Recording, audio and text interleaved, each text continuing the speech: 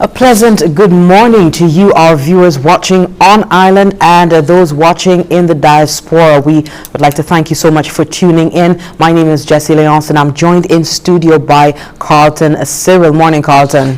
Bonjour Jessie, bonjour cette Lucie. Combien de jours lundi, messieurs, qu'on dit au monde de tous les jours, c'est demain.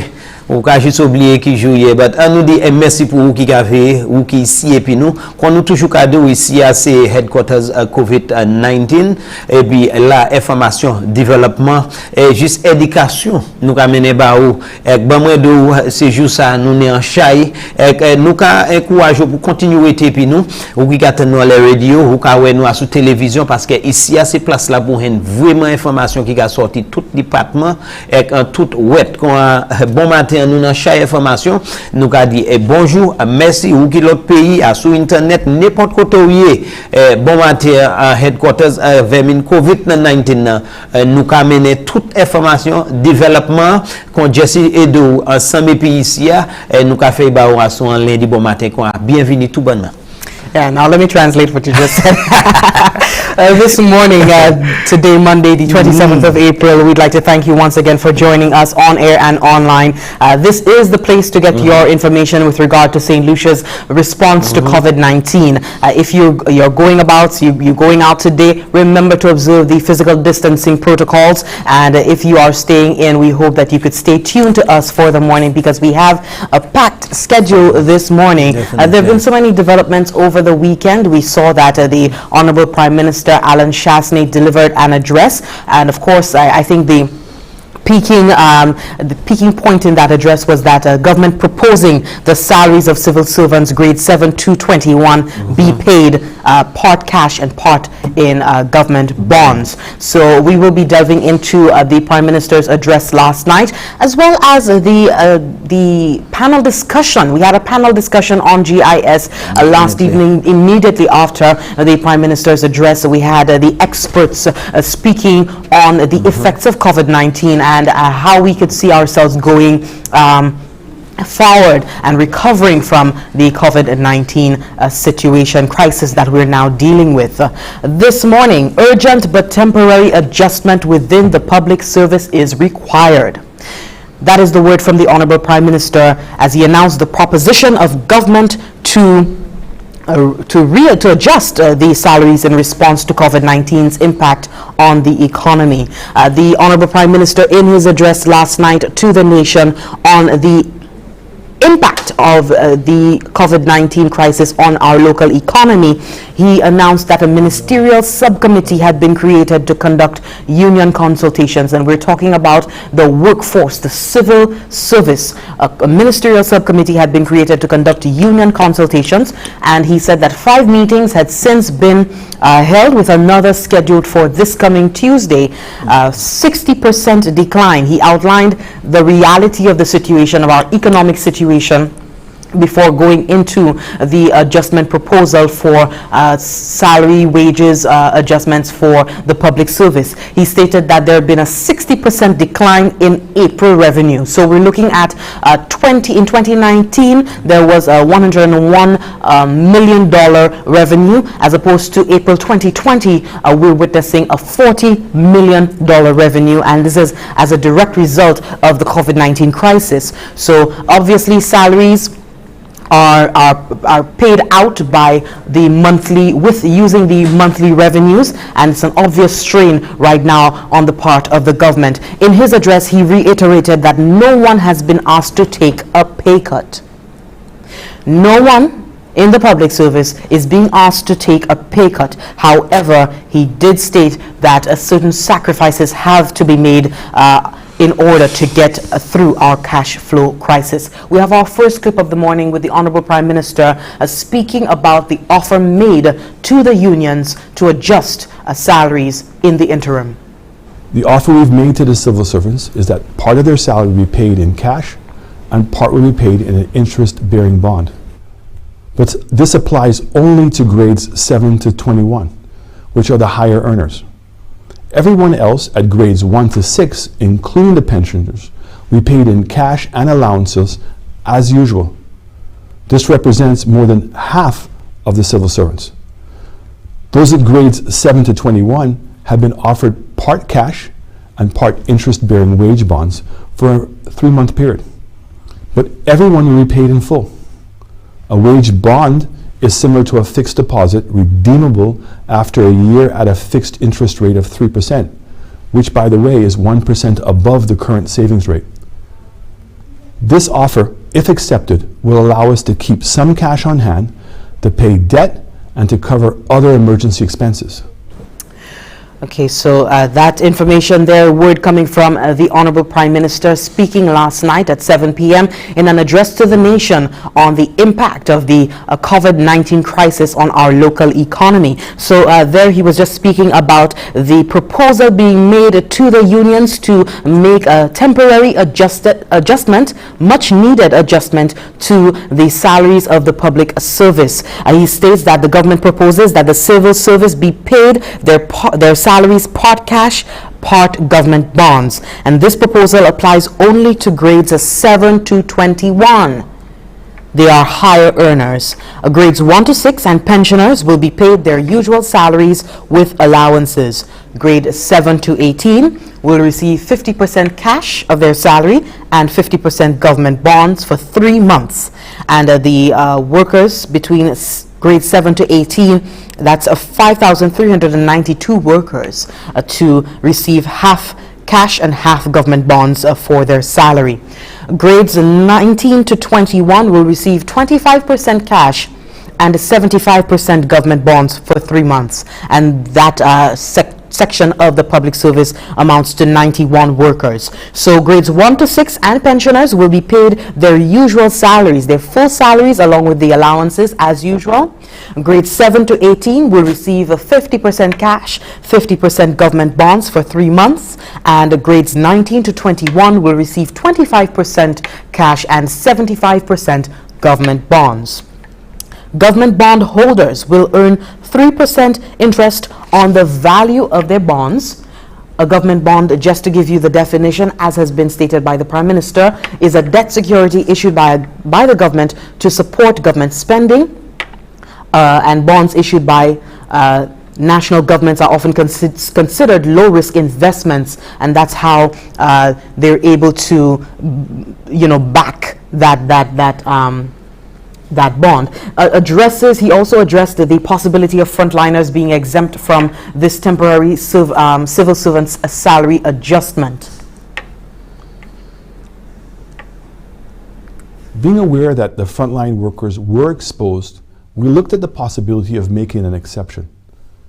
However, we realized that there were other public officers who were also at work: customs, the staff at government printry, our teachers, our Ministry of Finance staff, and many others have been working long hours during this crisis. While most were not in the front lines, they were also at risk each day. If government is left to make that determination, it becomes a difficult choice to make. This is one of the reasons we have sought to seek the counsel of the unions in making the decisions as to the best approach. Word there from the Honorable Prime Minister. No definitive, no decision has been made with regard to the frontliners, but the Prime Minister stating that they are in consultations with the unions to come up with something tangible, hopefully, for the frontliners. And just to go back to the definition of a government bond. A government bond is a debt security issued by a government to support government spending and obligations. Government bonds issued by national governments are often considered low-risk investments since the issuing government backs them up. So that definition there. Of course, this week we will be bringing on the experts to give you more details as to what government bonds are, how you will be receiving those government bonds, what they mean to you, how you can benefit from this type of investment. So definitely more information will be coming with respect to that, considering so many, well, thousands of our public servants will be impacted in this way. So word there coming from the Honorable Prime Minister. We were hearing reports swirling around in the last fortnight or so of how public servants would be paid their salaries, and we finally gotten it from the horse's mouth, from the Honorable Prime Minister, stating that government is proposing to the unions that the civil service be paid their salaries part cash and part government bonds. And just to go over the terms and conditions of this proposal applies only to grades 7 to 21. So if you are between grades 1 to 6, this does not apply to you. The part cash, part bonds does not apply to you. If you're if you're between grades 1 to 6, you will be receiving your usual salary as with allowances as usual. However, the grades 7 to 8 will receive 50% cash of their salary and 50% government bonds for 3 months. Grades 9 to 21 will receive 25% cash and 75% government bonds for 3 months.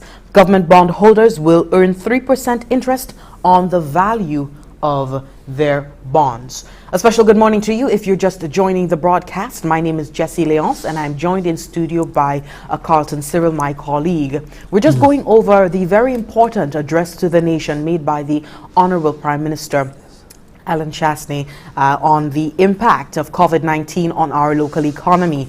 And it has been wide-ranging to the point of crippling us in many respects. And the Prime Minister touched on the decision, the proposal of the government of St. Lucia to make a temporary but much needed adjustments to the wages of public servants in St. Lucia.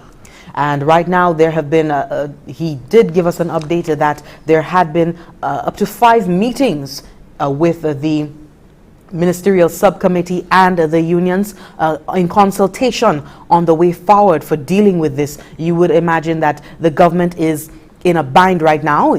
You would have heard if you were listening to the Prime Minister's address that we went from making $101 million last year, April, to this year, April, making $40 million only. And we still have our commitments to make. We have to pay rent. The government has to pay rent. The government has to remains committed to its loans abroad. And so we're definitely in a bind when it comes to meeting our obligations. And due to the very limited options of the government, a proposal has been made to the unions within the span of 5 meetings with the ministerial subcommittee to propose that the civil service be paid their salaries part cash and part government bonds.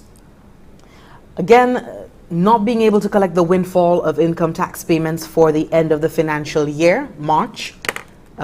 We had COVID-19 come upon us unexpectedly. The massive unexpected expenditure due to COVID-19. We look at the move to OKEU Hospital. We look at the moves to facilitate the moving into quarantine facilities. The overall additional expenditure associated with managing COVID-19 is not something that the government prepared for or the government budgeted for. Also, the government of St. Lucia cannot afford to default on loan obligations due to severe repercussions should they default on these loans. So the government of St. Lucia must meet certain obligations at this time, and as a result, it has had to post this option, this proposal to the unions. Pre-COVID growth and reduced debt to GDP ratio that St. Lucia is now able to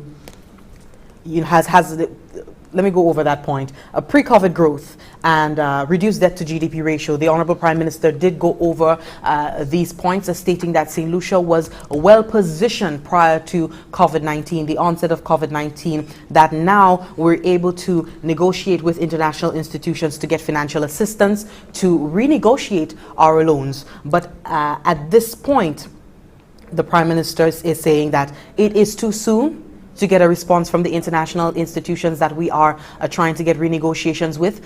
It is too soon to have the roll-in of financial assistance. So in the interim, for the next 3 months, there is the petition that we go through an adjustment, a temporary but much needed adjustment to the wages of public servants.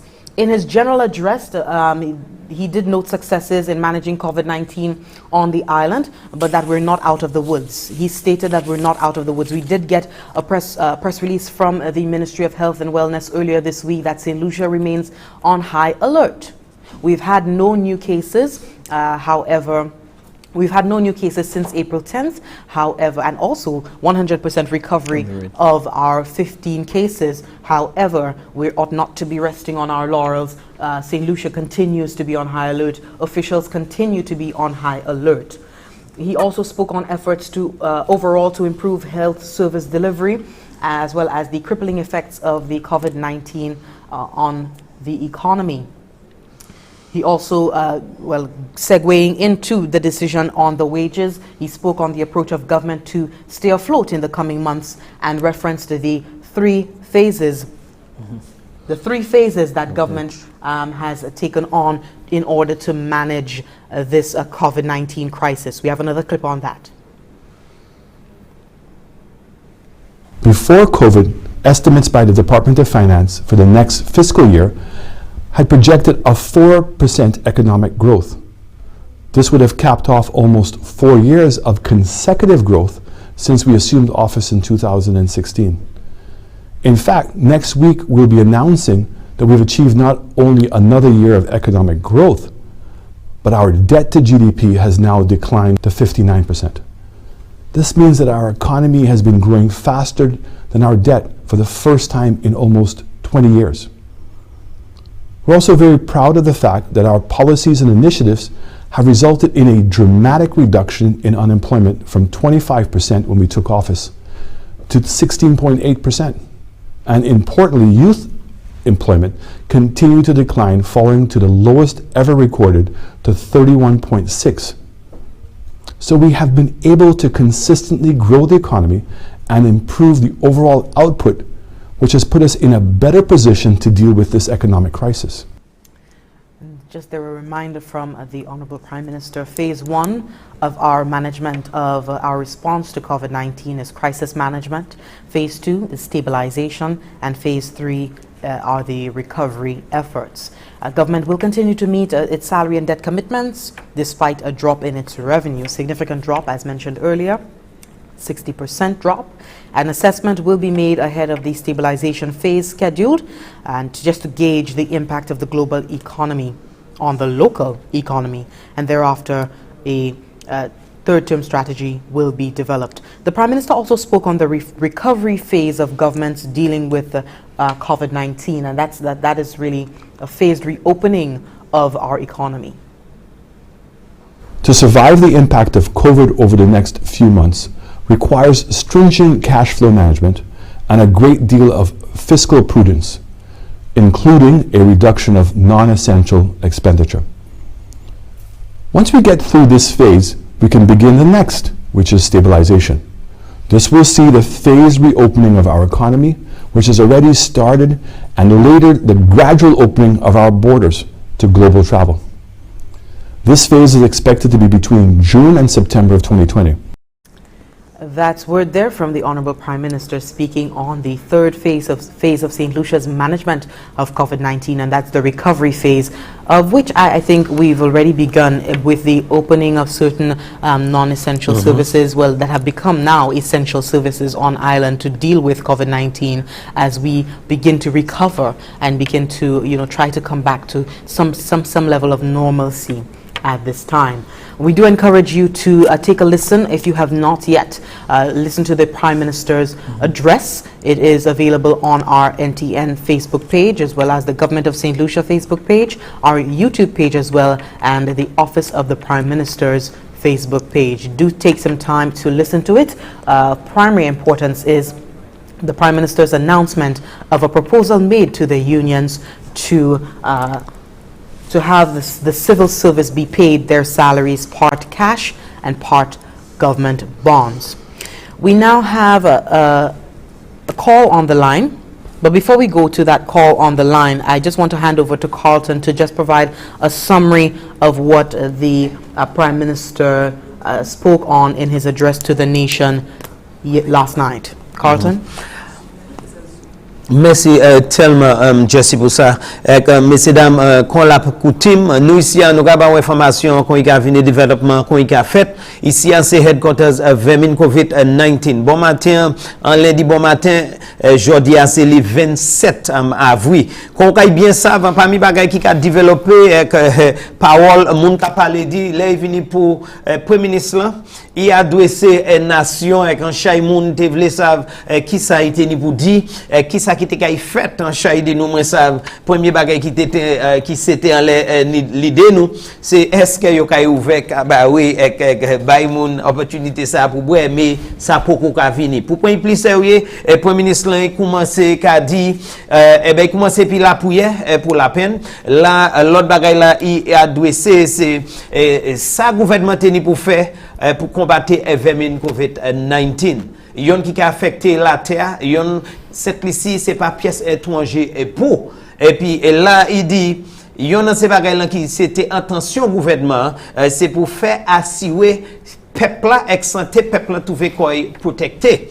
Il allait pour dire en chaque ces actions gouvernement raison yo prend ces actions ça pour faire assurer les vini pour peuple yo sauve les vini pour l'autre ça qui peut-être quitter sa fête c'est dat qui nous vermina ka si mais ouje ek moun commencer ka mort qu'on nous ka bien l'autre pays il dit grâce à Dieu nous trouver qu'on nous dans situation côté ces moun nan nous te hani quarantine et ces moun nan qui te testé et positif toutes ces moun ça a recouvert et 100% nous pas ni personne qui testé positif pour à présent quand il a dit ça c'est un bon bagay en même voix il dit ça pas raison pour nous acide et quoi tout bagay bon il dit moun ni pour continuer suivre un protocole même quand curfew nous ni à présent c'était au soir pour 5 bon matin les vini pour vous en public massou ou passer en public sans masque ou ni pour mettre masque là il dit là vini pour dehors boutique et ben pièce côté il fait business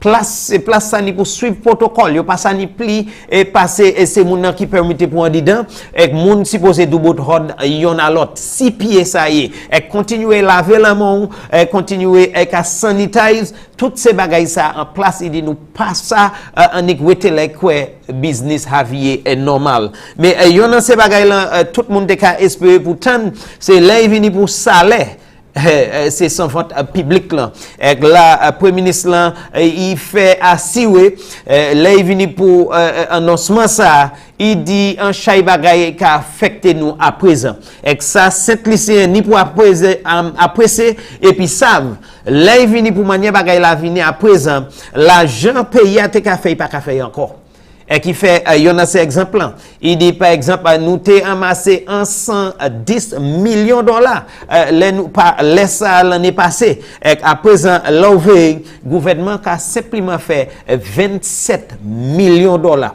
car ouais plus pour 60% l'argent gouvernement pas qu'à jouer encore quoi il dit ça c'est si on est pour veiller comme ça ou kay comprendre qui ça nous même qu'a expériencer gouvernement qu'a expériencer pour la peine yon a ces bail là il fait bien clair c'est là venu pour négociation là venu pour ça gouvernement ni pour faire pour Maui ouais il dit peuple simplement ni pour faire même bagaille là parce que en chaque ça qui a fait là qui a fait qui a affecté tout le monde quand il dit là venu pour ces sans vente public là yo ja fait gouvernement ni yon comité qui ni membre union et puis yo ka parler yo ka négocier qui dit merci Dieu merci papa yo hani à peu près 5 meetings et puis dans ces meetings ça c'est pour un vini et puis un agreement qui tout le monde est content et tout le monde est copain et ça yo a déterminé pour à présent c'est là vini pour paiement servante public mi c'est qu'on cahier c'est moun qui en garde yon pour 6 salaire c'est moun ça pas kay toucher pièce gouvernement kay payer avec n'importe bénéfice qu'a vinn pays et ça c'est pour excusez-moi ça c'est pour moun qui a pension aussi gouvernement pas kay toucher ça pour moun qui en garde 7 pour 18 gouvernement a proposé yo payer yo 50% salaire quoi ça c'est 10 000 salaire et puis ba yo 50% en document gouvernement yo couyer bond ça c'est investissement papier investissement yo ka ba ou quoi half salaire kay la sec avec l'autre haflan kay un document yo kouye en bonne gouvernement investissement ça y qui ou ka fait 3% l'enterré à souy. L'autre c'est gens qui a venu c'est 19 pour 21.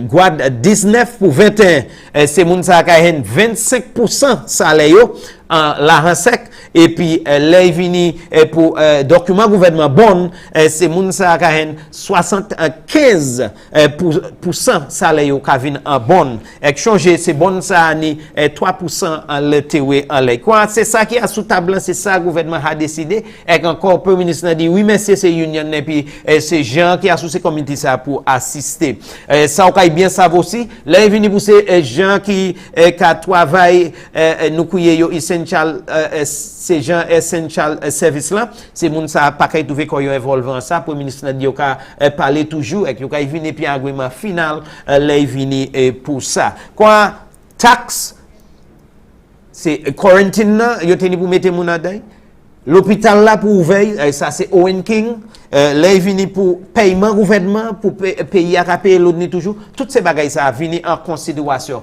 quand tout gouvernement a dit les vini pour l'argent qui a fait yo pas faire l'argent ça encore quoi gouvernement ni pour marrer yo et faire ça ni pour faire en parmi bagages ou bien ça premier ministre dit li et puis c'est moun qui a travaillé puis là yo ja vini pour approcher 2009 et puis situation Covid là dans 3 stages yon pour faire assurer nous couvert en marché information yo te fermer pays mettre protocole en place déstabiliser place là quoi moun kay comprendre ça y est distance là vieux ouvert pays et comprendre ça y est et troisième là vini pour manière pays même kay vieux ouvert en tout quoi tout en tout annoncement fait et pas du temps journée en calé nous kay ba plus information en laissa quoi nous ka quoi ou même kay prend chance pour vieux écouter il a sur Facebook il a sur page NTN sur computer et ben YouTube et ben juste si ou ça en manière pour écouter sur page premier ministre office premier ministre quoi généralement ça c'est ça premier ministre adressé l'année plus mais conjournée en calé nous kay ba ça Jesse. Thank you very much for that, Carlton. If you're just joining us, a special good morning to you. We are live from the studios of the Government Information Service. And this morning, leading our stories today, we have the Honorable Prime Minister Alan Shastney announcing that the government has proposed that civil servants be paid part salary, be paid their salaries part cash and part government bonds. So we will be having more information on that during the broadcast for this morning. We will be speaking hopefully to a government minister over the phone later this morning. So we want you to stay tuned to that. The government has proposed that civil service be paid their salaries part cash, part government bonds. When we come back in more news, we will be speaking to Dr. Keith Nurse, the principal of the Sir Arthur Lewis Community College, and he will be speaking to us on the college's summer program in an adjustment made under the COVID-19 circumstances. So stay tuned for that and more coming up in just a moment.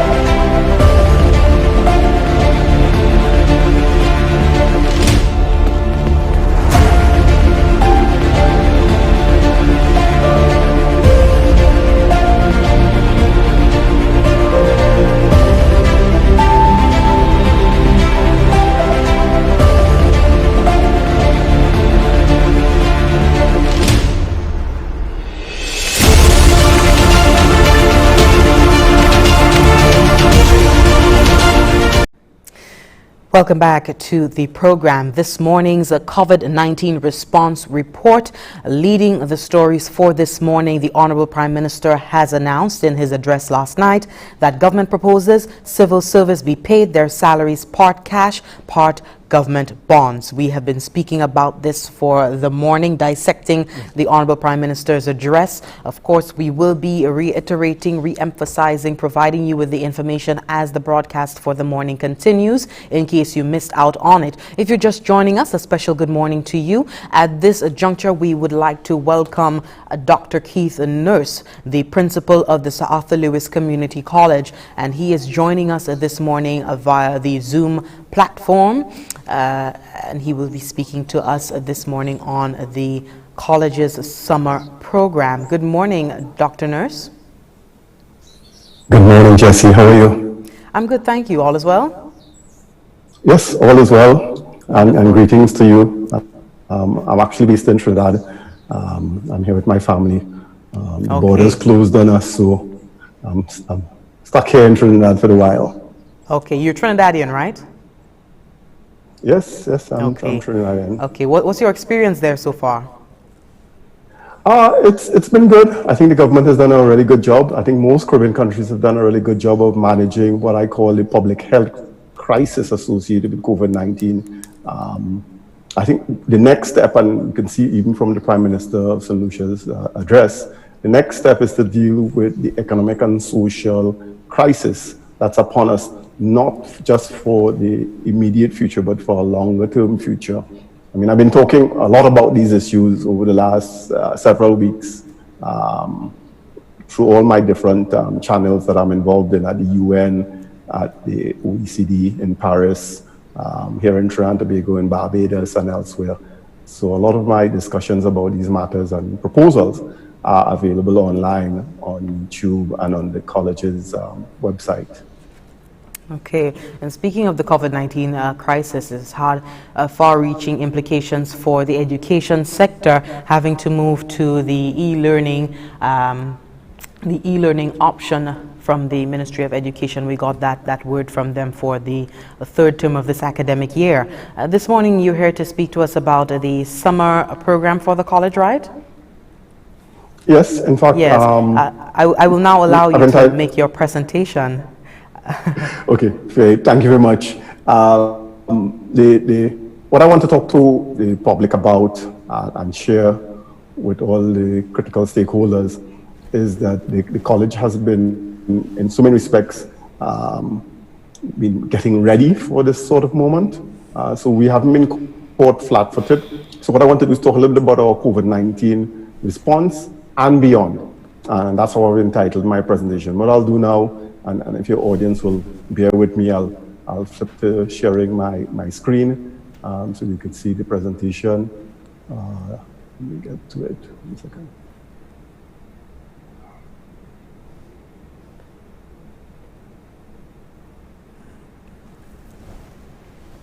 Can you see it? Yes, I can. Okay, great. So as I indicated, what I want to talk about, and I'll try to be as quick as possible, and then we could open it up for discussion, is to talk about the college's response to COVID-19 and then beyond. So in many respects, we have been implementing our strategic plan, and our strategic plan did focus on delivering greater value for money to the government and the people of St. Lucia, but also to the wider OECS and to the Caribbean generally. So several things that we have put in place as a result of COVID-19 and things that we already were working on. So the first thing I want to talk about is really how we've scaled up for e-learning, as we'd call it. And then I'll talk about the Summer Academy and some of the other things that we're doing in the near future. So let me start with the issue of the scale up of the college's e-learning platforms. So as of today, we have over 271 courses on our platform, which accounts for the bulk, if it's almost 95, 96% of our courses. And similarly for our students, we have a participation rate in excess of 80% of our students who are on the platform, utilizing it, accessing their courses, interchanging and exchanging with their lecturers and so forth. And we have a participation rate of 96% of our faculty on the platform. And so what this means is that We've been rapidly been able to respond to these needs when classes were suspended. So the college needs to be given a lot of credit for that. Our technology education unit has been ramped up. We have reallocated staff, and I think we've done really well. We've done so well, in fact, that several of our webinars are accessed not only by our staff, but they're being accessed by staff, educators, and so on from all around the region. So the last number of hits to our webinar was 11,000, which was an increase over 5,000 from the previous weeks. So you can see that a large share of our constituent also resides outside of St. Lucia. So the other areas that are important to note is this, is that in many respects, most schools and universities all around the world are responding to the COVID-19 with what we call emergency response teaching, where they're really mirroring online to supplement or replace the face-to-face. And this modality needs to be improved and the quality, and we'll talk a bit more about that in another slide. One of the things that is really a burning issue for us, which we think the college is well placed to offer a service, is what we're calling the Kickstart Summer Academy.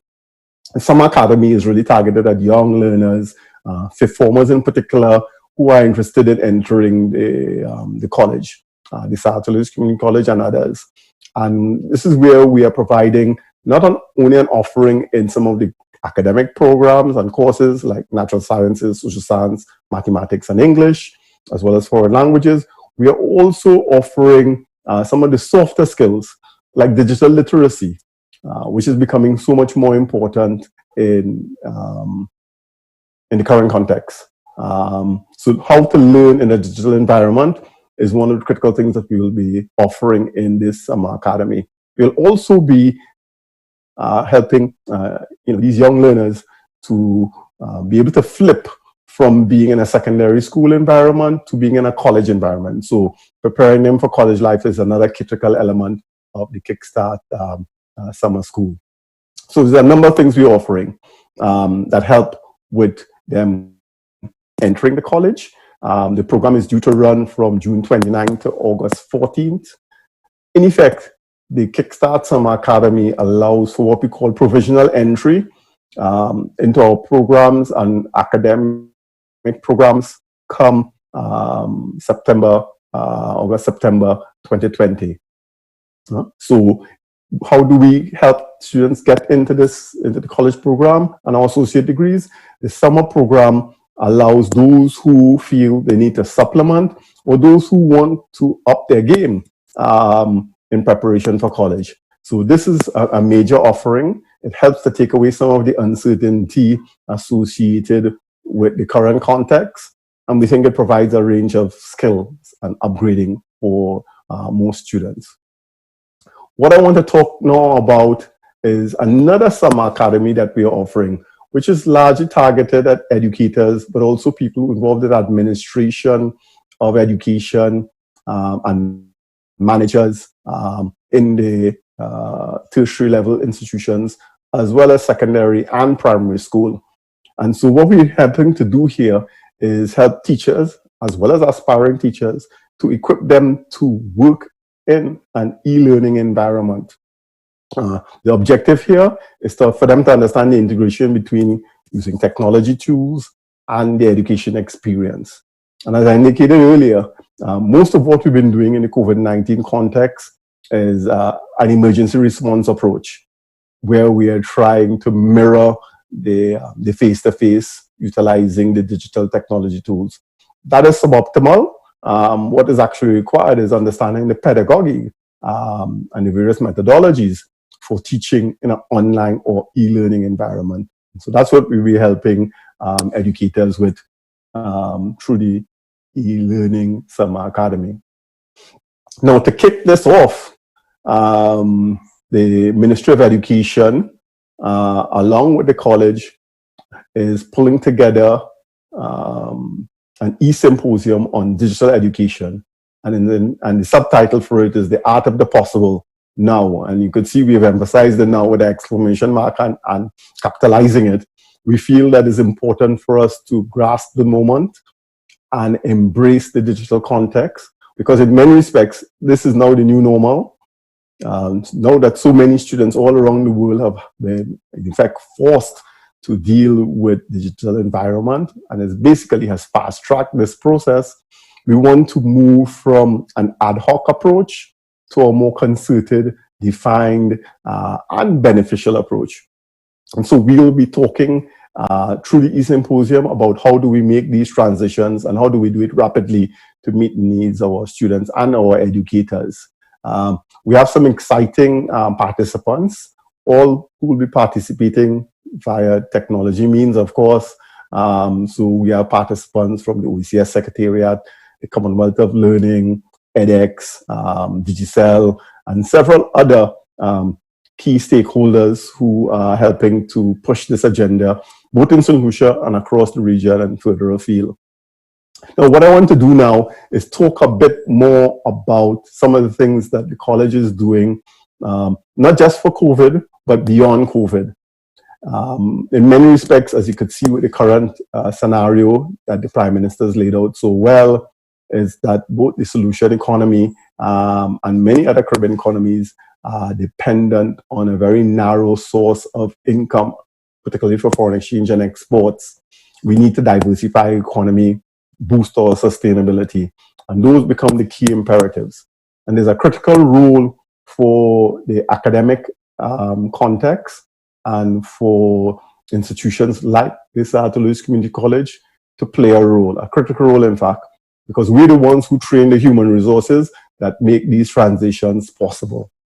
And so in that regard, one of the things that we want to launch for the new academic year is what we're calling Gateways to Global Careers. These are associate degrees, 2-year degrees that are targeted at generating highly employable skills and highly marketable skills for our students. And they're really focused on two critical areas. One, the digital economy, and secondly, on sustainable development. And so under the digital economy, we are doing programs that are focused on digital business and economy. We'll be talking about digital trade, which is one of the fastest growing elements in the global economy. We'll also be doing training on digital media, from animation to front-end web development. Creative industries and event management is another key area for us. The creative industries has been significantly affected by the context of the COVID-19 scenario. But there's also upsides and downsides. So live events have been impacted negatively, but online digital experiences are growing rapidly. Look at Netflix or TikTok. And then we talk about computer and information technology, and then modern language and management, which I'll talk a bit more about going forward. And under sustainable development, sustainable business and innovation, environmental studies and climate change, environmental science and sustainable development, as well as tourism and sustainability. All critical new areas for expansion in the Caribbean economy, as well as in the global economy. We think the students who participate in these programs are going to find it very beneficial. In fact, there's a lot of value added. The value added comes from offering cutting edge educational offerings, things like internships and study abroad, enrichment workshops and seminars. We'll be bringing in specialists from all around the world, as well as facilitating immersion experience, both in the business environment, as well as understanding how government works, along with community service. And last but not least, the students will be engaged in what we call design competitions, where as groups, they will be encouraged to come up with ideas of how to transform the scenario for St. Lucia and the Caribbean as a whole. We are also offering and packaging some courses that were already targeted at professionals, and we've really ramped it up. So for example, I did mention we're offering creative industries and event management, both as an AD program, meaning an associate degree program, but we're also offering it targeted professionals. One of the key areas of growth is in the health field. And under that area, we are offering two key new offerings. One on human performance and nutrition, because the Caribbean region has one of the highest rates of chronic non-communicable diseases. And this is completely unsustainable. And it's becoming a major area of susceptibility, particularly in relation to COVID-19, as we could see in the United States. And then there's public health and wellness. We're offering this both at as a major area for professional development and as a bachelor's degree as well. Social work has always been on our programs. So this is something we're continuing, as well as things like paralegal studies, administrative management, teacher education, food and beverage operations, and culinary arts, which are largely targeted at the tourism and hospitality sectors. So those are areas we think are very much focused on building skills and capabilities in the domestic population in the key areas of potential growth.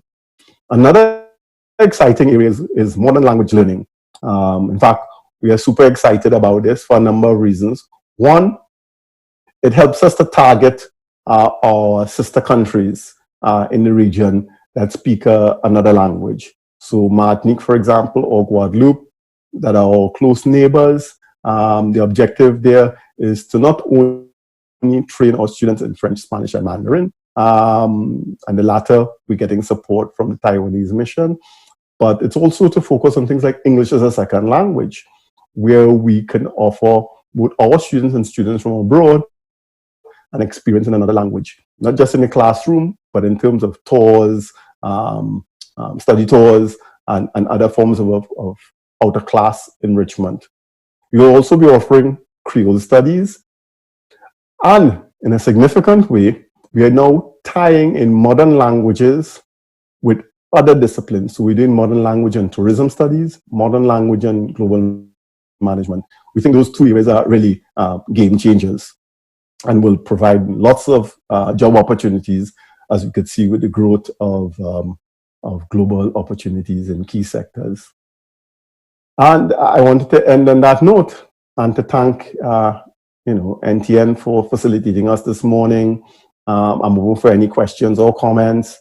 We are really excited about the possibilities of these offerings to the St. Lucian population and further afield. Particularly in an online environment, we will be able to target markets beyond St. Lucia, and in fact, convert the college into a key revenue generator, both in foreign exchange, for the country by targeting students outside of the region and doing what we call educational tourism. So thank you very much for your attention and focus on these issues. So over to you, Jesse. Thank you so very much. You have time for a few questions, yes? Yes. I'm at your disposal. Okay, you mentioned in your presentation the provisional entry for 2020, and we know that CXC, the CSEC examinations and CAPE, they're hanging in the balance at the moment. Can you just give us some more information with regard to the provisional entry for 2020? Yeah, we're thinking of doing a number of things. In fact, we've already communicated with the Ministry of Education to have access to the both the SBA results as well as other the educational performance of the fifth formers who may be interested in coming to the college. So at one level, we are considering utilizing their results as a basis. Because what we do know from our historical experience is that students who've done well in Form 4 and Form 5 generally do well in the exams and are able to matriculate into our programs. And what we'll be doing there is that it will be a provisional entry. And so they will we'll still use their results from CSEC. And so if they've not done as well as they had hoped or didn't meet the matriculation requirements, then we require them to pick up an additional course or two. We are also using the summer camp in effect for those who feel that their performance at SBAs and other criteria are not really up to scratch or not up to where they are at now, then the summer camp allows them to do an entry exam and so better guarantee their access to the college come August, September. And so that becomes a critical area where we can make a really, take away some of the uncertainty that some of our young people are feeling, as well as their parents.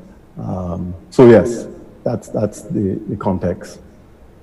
Okay, and also the gateways to global careers, those associate degrees, digital economy and sustainable development. When can prospects begin to apply for these courses? Applications are open this week. We've sorted out all our, back office arrangements because we've had to create new application forms, and in a context where physical distancing is still the norm, we've had to put in a number of e-commerce arrangements to facilitate payments and so on and so forth.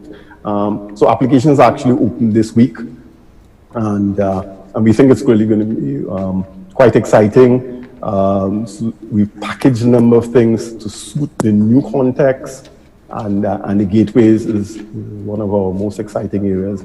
Just to say, and I know it may not be a great option at the current context, but by the time these students graduate from our associate degrees, the scenario in the United States, North America, and Europe would have settled down. We've signed a number of MOUs, Memorandum of Understanding, with several universities where our students can matriculate out of these programs directly into foreign programs at different universities, and so they can complete year 3 and year 4 and finish with a bachelor's degree in some of these specialized areas. So that's a very exciting element of the process. Absolutely.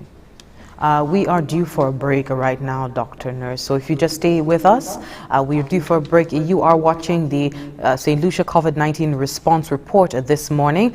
Do stay tuned. We have more of Dr. Nurse giving us information on the Sir Arthur Lewis Community College's adjustments to COVID-19, as well as more news in this broadcast. Do stay tuned. COVID-19 is a new pandemic disease as declared by the World Health Organization. It is transmitted directly by respiratory droplets when an infected person coughs or sneezes, or indirectly through rubbing the face with contaminated hands. There is still no specific treatment or vaccine against COVID-19, and as such, the farming community should adhere to some special recommendations. Stock up on essentials such as animal feed, fertilizers, pesticides enough to last for about 30 days.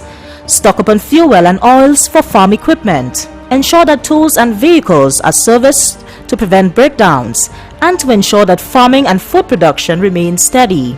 And protect yourself and your workers by ensuring you take all necessary precautions to remain healthy. More than ever before, your important role as gatekeepers of St. Lucia's nutritional health and food security should be taken seriously. When you exercise these precautions, you not only safeguard your health, but also continue to allow St. Lucians access to freshly grown fruits, vegetables, and other local crops. Remember, it is our responsibility to ensure our nation eats fresh, St. Lucia's best.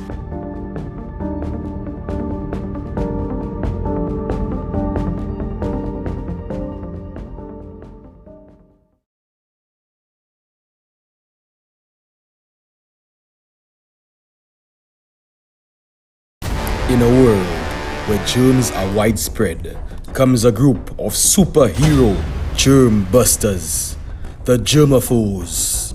We spend most of our time fighting germs, every day of the week. After I play, I wash my hands.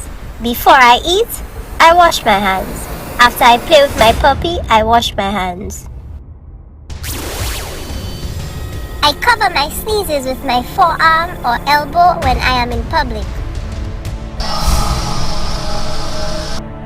And I cover my cough to avoid spreading dangerous germs. We are the germaphobes, germ-busting superheroes. You can be too. Always wash your hands and cover your sneeze and cough. Let's stop the spread of menacing germs. We'll be back, germaphobes, with more powerful germs.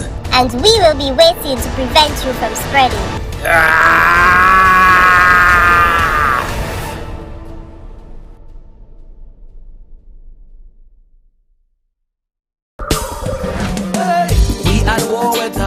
The Royal St. Lucia Police Force wishes to thank the individuals and institutions who have contributed towards the success of the St. Lucia Frontline Workers COVID-19 Response Telethon. A special thank you goes out to the Government of St. Lucia, the organizing committee, the donors who contributed generously towards obtaining personal protective equipment for frontline workers and sustaining the National Meals Program. To Corporate St. Lucia, the people and friends of St. Lucia, here and abroad, who contributed financially and in kind for well wishes, thoughts and prayers. The Royal St. Lucia Police Force extends its gratitude for helping to keep us safe, to keep you safe. Together let us win this war. Be a soldier for St. Lucia. Together let us win this war. St. Lucia, be a soldier. Together we can beat this corona. Welcome back to this morning's program, the COVID-19 Response Report. If you're just joining us, a special good morning to you on air and online. We have been going through quite a few stories for the morning, chief of them being the Honorable Prime Minister's announcement that the government has proposed that the civil service be paid their salaries part cash, part government bonds. I will be going over the details of this announcement in his address to the nation made last night at 7 p.m. But in the meantime, we are in studio. We have on the Zoom platform Dr. Keith Nurse. We continue our conversation with him, the principal of the Sir Arthur Lewis Community College, on the adjustments being made by that institution amid this COVID-19 crisis. Welcome back, Dr. Nurse.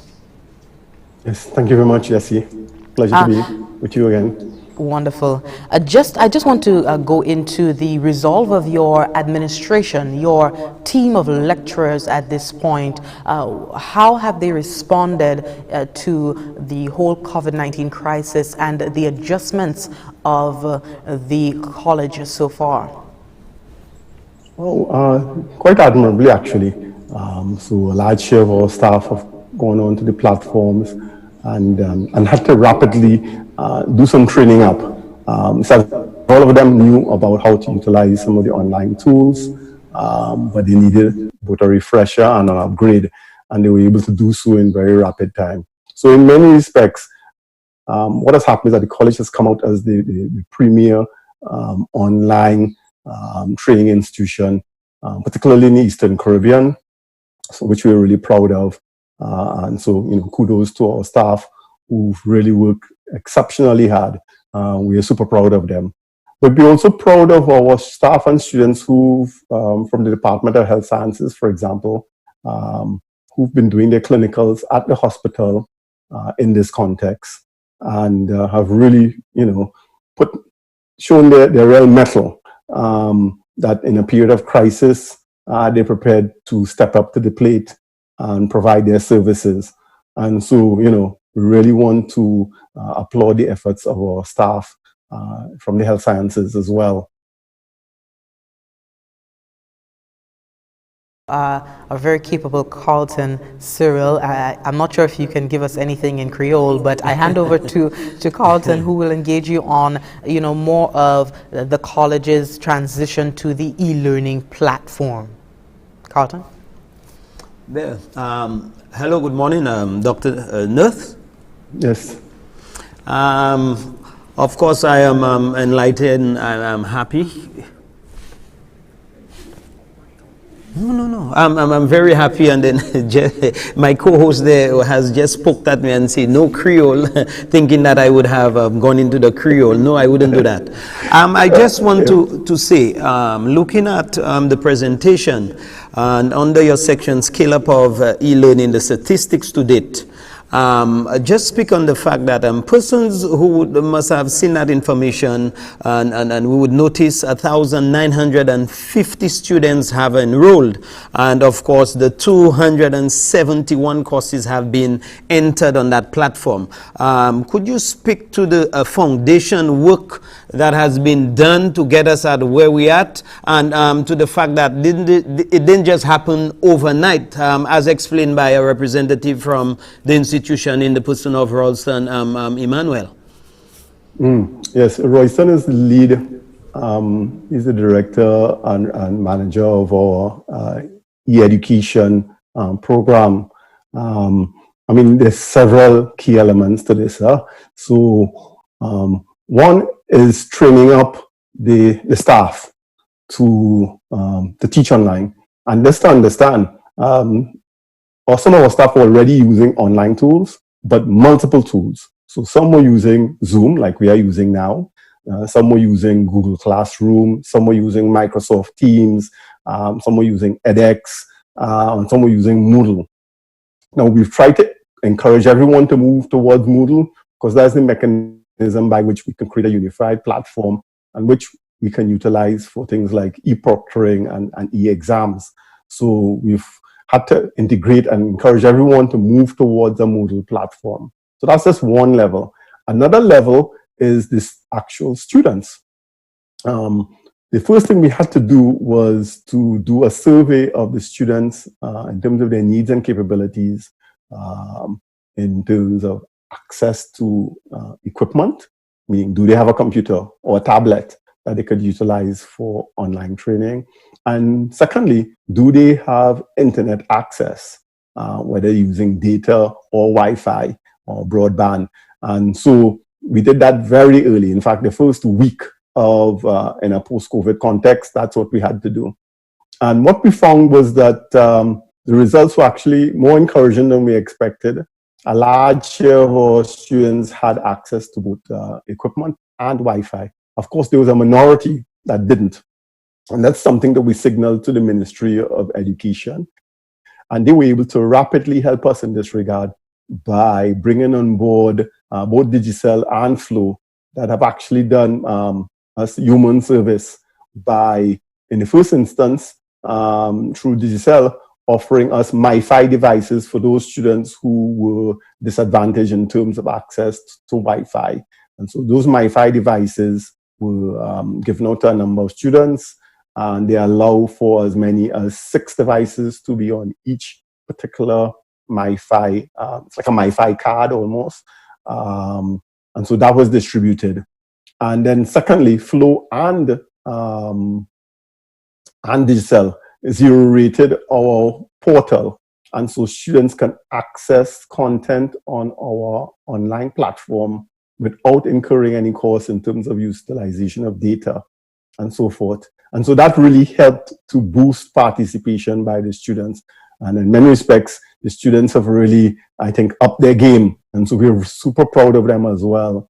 The other thing is that we had to improve and expand our own storage. So we had to close down our site for 2 days or so before boosting our storage capacity to I think about 2 terabytes.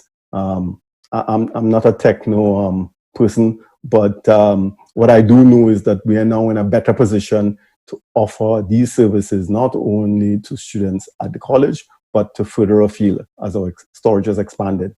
And our team has expanded so much so that we've had staff from other divisions, volunteering their services to really make all of this happen. So it's been a all hands on deck approach, and we've been really delighted by how the response has been from the staff. I couldn't have asked so much better. So thanks very much for that question. You did, as a matter of fact. Secondly, it would be remiss of me if I do not go with the modern language learning, because in my capacity here, we do the translation of the Creole interpretation over here, and I was encouraged to see under the modern language learning, we have the Creole studies, and I remember hearing you speak of the linkage which we have to do, and of course, meeting our outside communities, when it comes even with the French. Could you just speak a little to the importance of that platform offering such? Yes. I mean, a large share of the population in St. Lucia speaks Creole. But what's interesting is that there's a Creole world. So that I remember being in Mauritius several years ago, and the Mauritians were able to speak with the St. Lucians and the Haitians and the people from the southern United States and people from Martinique and Guadeloupe without any problems. I mean, they're speaking the same language, it's the same Creole. And so the question then arises, how do we insert ourselves better into that global community of Creole speakers? So it's a critical asset in St. Lucia. It's a language, a live language in the St. Lucia context. How do we train our students both in Creole and in English so that they're multilingual and can access the opportunities in both areas? So really, it's not that Creole is a second language in terms of its importance. It really, in many St. Lucian households, people move in between both languages, and so you want to really tap into those skills. Now, what that does do is it allows us to develop a strategy focused on building linkages in Martinique and Guadeloupe in particular, because those are very close to us. And that's where we'll be able to generate a lot of synergies, particularly with our English as a second language program. In many respects, these countries already have programs with other countries in the region. And the question is, why can't they be better inserted into what we offer at the college and vice versa? So some colleagues and I visited Guadeloupe at the invitation of the French embassy back in January. And the possibilities are tremendous in terms of a whole range of areas that we want to explore. But I can talk more about that as we proceed. Thanks very much again. That's a really good question. Yeah. Okay. Basically, I'll hand you over to Jesse. I mean, we've time on our hands right now, Jesse. But thanks so much, Dr. Nurse. We hope to hear from you pretty soon and an update as it relates to what's going on. My pleasure. Thank you. Dr. Nurse, any final words? We're winding up this interview this morning. Okay, I think, the overarching point is this. Higher education in particular is really an important element of national and global competitiveness. So the way in which we are able to upgrade the skills of the population, the domestic population, is a critical asset to the government and the society as a whole, and to families and households. Remember that after buying a house or buying a vehicle, the next biggest expenditure by families is on the education of their children. So it's a critical strategic investment that we all have to make. The other key thing is that the college is transitioning to being an economic generator by moving into educational tourism and focusing on generating increased research capabilities and outreach to broader target markets. So we're moving beyond just transitioning in the domestic context to more global operations. But more on that as we proceed. We have lots of things in the works, which I'll be able to share with you in a few weeks from now. For that, Dr. Keith Nurse, the principal of the South Lewis Community College. Dr. Nurse, all the best to you. I know that the COVID-19 situation coincided with your appointment in November, and we trust that you will be able to manage and weather this tide due to COVID-19. So all the best to you. Thank you very much. It's my pleasure. That was the principal of the South Lewis Community College. Dr. Keith Nurse. We're going to take a quick break at this point, and when we come back, we have some more news, and we're also some news from the National Insurance Corporation, and reiterating a word from the Ministry of Health, as well as some information with regard to the opening of the 5th session of the 11th Parliament on Tuesday morning. That is tomorrow morning. Members of the House of Assembly will meet at 10 a.m. and the Senate will meet at 10:30 a.m. There are some important changes that have been made under the physical distancing protocols for Parliament tomorrow. So do stay tuned for that information and more in just a moment. Hi, I'm Jim Joseph, President of the Bosseju Community Group. We believe St. Lucia can win the war against the coronavirus, and here's how. Every community in St. Lucia must mobilize, coordinate, monitor and support residents the way we would before, during and after a natural disaster. Identify volunteers in your community, assign them roles and deploy them. Ensure your elderly and vulnerable understand all protocols. Help relatives, shield them from unnecessary contact with others. Identify those recently unemployed and vulnerable neighbors living alone. Put systems in place to filter updates from official sources throughout your community. Promote the hotline number 311. If it takes a village to raise a child, then all of us can come together to defend the village against the coronavirus. Let's do it. Together let us win this war. St. Lucia be a soldier. Together we can beat this corona. Thank you so much for staying tuned. If you're just joining in, a special good morning to you. We've topped off the week with word from the Prime Minister speaking to us, giving an address last night on the impact of COVID-19 on our local economy.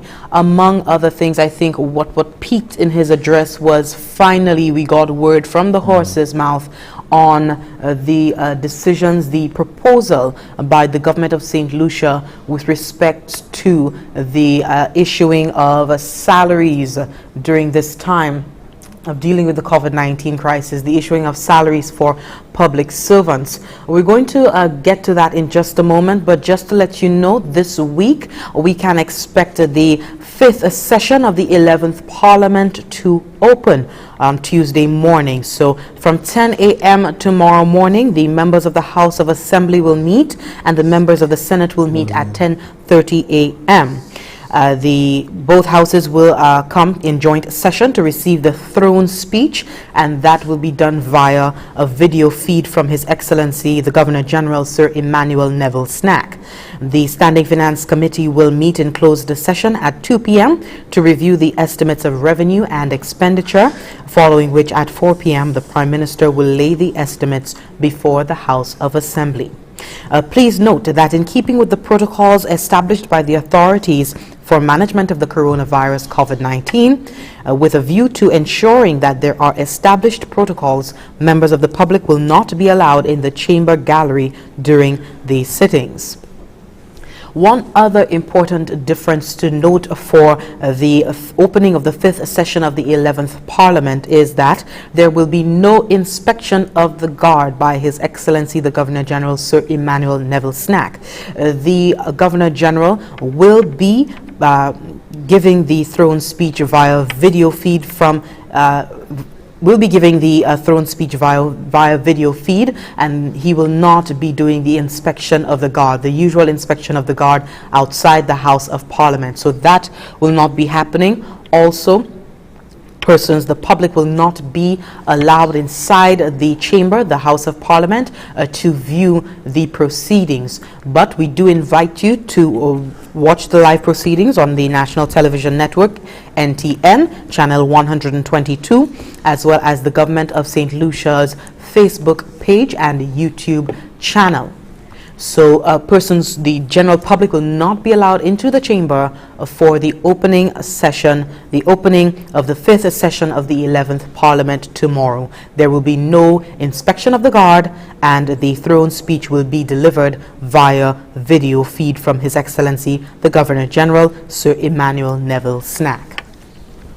The Honorable Prime Minister delivered his address yesterday, going over the impact of the of COVID-19 on the local economy, and he went over the three-phased approach of the government in terms of managing this COVID-19 situation that we are now in. He stated that government will continue to meet salary and debt commitments despite a drop in the revenue. St. Lucia has seen a stark decline in its revenue. Last year, April, we had revenues of $101 million. This year, April, we've had revenues of only $40 million. And the government is still expected to meet its obligations in terms of loans and so on. And it has assured that salaries of public servants will continue to be given. The Prime Minister did stress that no pay cuts will be made. And if you were listening earlier, and if you listened to the Prime Minister's address, he did go into the proposal made to the unions in consultation for the adjustment, the much needed adjustment to be made in terms of wages for public servants. If you could just go to the last clip of the Honorable Prime Minister Alan Shasney from his address last evening. He spoke on the recovery phase of governments dealing with COVID-19, and we have seen it begin to happen somewhat with the opening of certain businesses here on island. We are still under the state of emergency until the 31st of May. We are still expected to abide by the physical distancing protocols, the curfew that is ongoing 7 p.m. to 5 a.m., as well as other ordinances made by the government of St. Lucia as we try to weather this COVID-19 storm. However, the recovery phase, the phased reopening of our economy is in some respects now ongoing with the reopening of some businesses. So we have a clip there from the Prime Minister speaking on the recovery phase of government dealing with COVID-19. An economic recovery committee has already been put in place, which comprises of the Private Sector Council, the unions, and the opposition, and all parties have already been advised. Phase 3 is recovery. By September of 2020, we will have had a clear assessment of the economic impact of COVID, and only then can we consider making permanent adjustments to our fiscal projections. We'll hopefully then be in a position to begin our economic recovery efforts. This will, of course, depend on the pace at which international travel and commerce resume. Rebuilding efforts will require additional investments in the local economy, and this certainly will be complemented by the reopening of our tourism sector. Key to this economic recovery is the continuation of our large-scale investment projects, such as St. Jude's Hospital and the Hunor International Airport, both of which will not only generate jobs, but are critical infrastructural projects for the country. And that was the Prime Minister there speaking on the recovery phase of government's dealing with government's management of COVID-19, the COVID-19 crisis. And the recovery phase is the third phase of government's management of COVID-19. Phase 1 is crisis management. Phase 2 is the stabilization of the country. Again, the Prime Minister did assure that the country, the government, will continue to meet its salary and debt commitments despite its significant drop in revenue. And an assessment will be made ahead of the stabilization phase, scheduled to gauge the impact of the global economy on the local economy. Just to go to clip 4 of the Honorable Prime Minister, he's speaking about the 3 phases of government's management. I think that's very important in terms of dealing with the crippling effects of COVID-19 on the economy. To survive the impact of COVID over the next few months requires stringent cash flow management and a great deal of fiscal prudence, including a reduction of non-essential expenditure. Once we get through this phase, we can begin the next, which is stabilization. This will see the phased reopening of our economy, which has already started, and later the gradual opening of our borders to global travel. This phase is expected to be between June and September of 2020.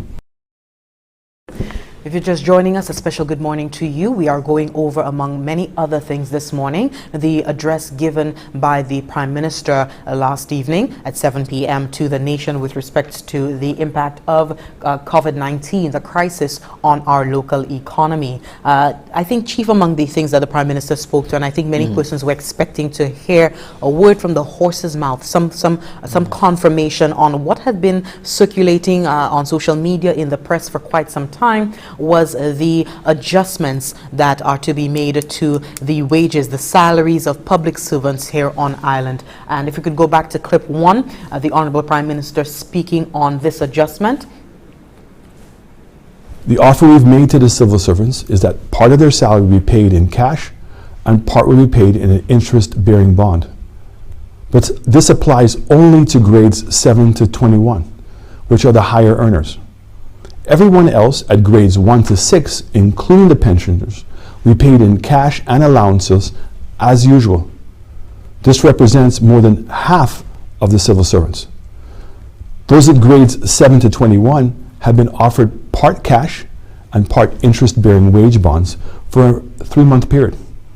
But everyone will be paid in full. A wage bond is similar to a fixed deposit redeemable after a year at a fixed interest rate of 3%, which, by the way, is 1% above the current savings rate. This offer, if accepted, will allow us to keep some cash on hand to pay debt and to cover other emergency expenses. Well, there you have it from the Honorable Prime Minister in his address last night. Confirmation on the adjustment, the much needed adjustment to the salaries of civil servants grades 7 to 21. The government proposes that the civil service will be paid their salaries part cash, part government bonds. And this proposal applies only to grades 7 to 21. They are the higher earners. Grades 1 to 6 and pensioners will be paid their usual salaries along with the allowances as usual. Grades 7 to 18 will be paid 50% cash in their salary and 50% government bonds for 3 months. Grades 9 to 21 will be paid 25% cash for their salaries and 75% government bonds for 3 months. Government bond holders will earn 3% interest on the value of their bonds within the 3-month period. That word there coming from the Honorable Prime Minister. Of course, it's very important to ensure that we can elucidate the general public on this proposal being made by the government of St. Lucia to the unions. Of course, hopefully we can get some word from the unions on the consultation that is ongoing with the ministerial subcommittee. I understand that the Prime Minister stated that there have been 5 meetings so far. So hopefully we can get some word from the unions on this decision, this proposal going forward. We have a very important press release coming from the National Insurance Corporation on the Economic Relief Program. It states, in order to more efficiently execute the Economic Relief Program, it was always the intention of the National Insurance Corporation to accept applications primarily in electronic format. Recognizing there are people without access to the online platform, the NIC made provisions to accept the anticipated relatively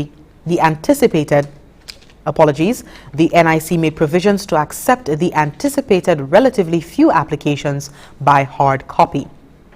However, the process has been compromised. We have become aware that persons are selling NIC economic relief forms to the public without any authorization to do so, resulting in an inordinate number of premature applications. Regretfully, we must inform that the NIC will not be accepting hard copy applications, and applications for the NIC Economic Relief Program will only be accepted online. Persons who previously submitted forms for this program are advised to file electronically when we begin accepting applications. The details on how people without online access can apply will be shared shortly. Kindly note that a public announcement will be made once we begin accepting applications. And so we're just getting word there from the National Insurance Corporation that the process to receive applications for the Economic Relief Program, as stated by the Honorable Prime Minister in the Social Stabilization Plan, has been compromised. Of course, they are working feverishly, I understand, to bring some manifestation, some relief into the hands of those affected through the economic relief program. However, it has become compromised. And they're reading the excerpt from the press release. We have become aware that persons are selling NIC economic relief forms to the public without any authorization to do so, resulting in an inordinate number of premature applications. And so the NIC is asking that applications for the economic relief program, when it calls upon those who qualify to apply, must be done online. We're going to take a break at this moment. When we come back, we're going to provide you with some more important updates and press releases from the various ministries within the government of St. Lucia. Later on this morning, we are scheduled to speak to the Honorable Minister Guy Joseph, who will be giving us an update on the public transport sector. And we're also expected to speak to Public Service Permanent Secretary, Ms. Peggy Sudat. So that coming up in just a moment. We encourage you to stay tuned. You are watching St. Lucia's COVID-19 Response Report in studio at the Government Information Service. Stay tuned. Because of how quickly the coronavirus spreads, each new case calls for increased public vigilance. Know what is happening, understand why, and comply. Think of the protocols as war tactics. Personal protection tactics. Keep 6 feet away from others. Avoid riding the bus, gathering on beaches, in bars and shops. Public protection tactics. Quarantine yourself if you feel fluish in case you have been exposed. Call 311 or a respiratory clinic for advice. Country tactics. Partial lockdown. Supermarkets, small grocers, pharmacies and ATMs are accessible before curfew. Total lockdown. Everywhere stays closed 24/7 for a stipulated period. Team tactics. Don't only follow the protocols. Be a protocols police. Let's win this. Together let us win this war. St. Lucia be a soldier. Together we can beat this corona. What's in the food you're eating? Do you really even know? All the chemicals and hormones used to accelerate their growth. All the artificial flavoring, sweeteners and colors too. We consume and we don't spare a thought for the damage that they'll do. No. Think about the children. Think about the children. How will we save them? Chemicals and GMOs are not the solution. Use organic and join revolution. Excessive agrochemical use, additives and genetically modified foods are harmful to health and the environment. Join the good food revolution. Grow, buy and consume organic. A message from Rise St. Lucia and the Ministry of Sustainable Development with funding from the GEF Small Grants Program, UNDP. The good food revolution.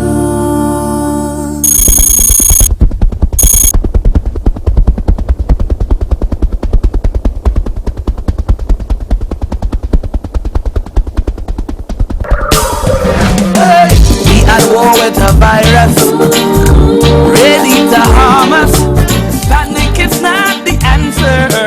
We can win this together. Often use hand sanitizer, better yet use soap and water. We must protect each other if we are to beat this corona. Together let us win this war. Be a soldier for St. Lucia. Together let us win this war. Be a soldier, together we can beat this corona. So you don't become the next case. Avoid touching your face. I'm sure you've been told so. Handshakes and hugging are a no.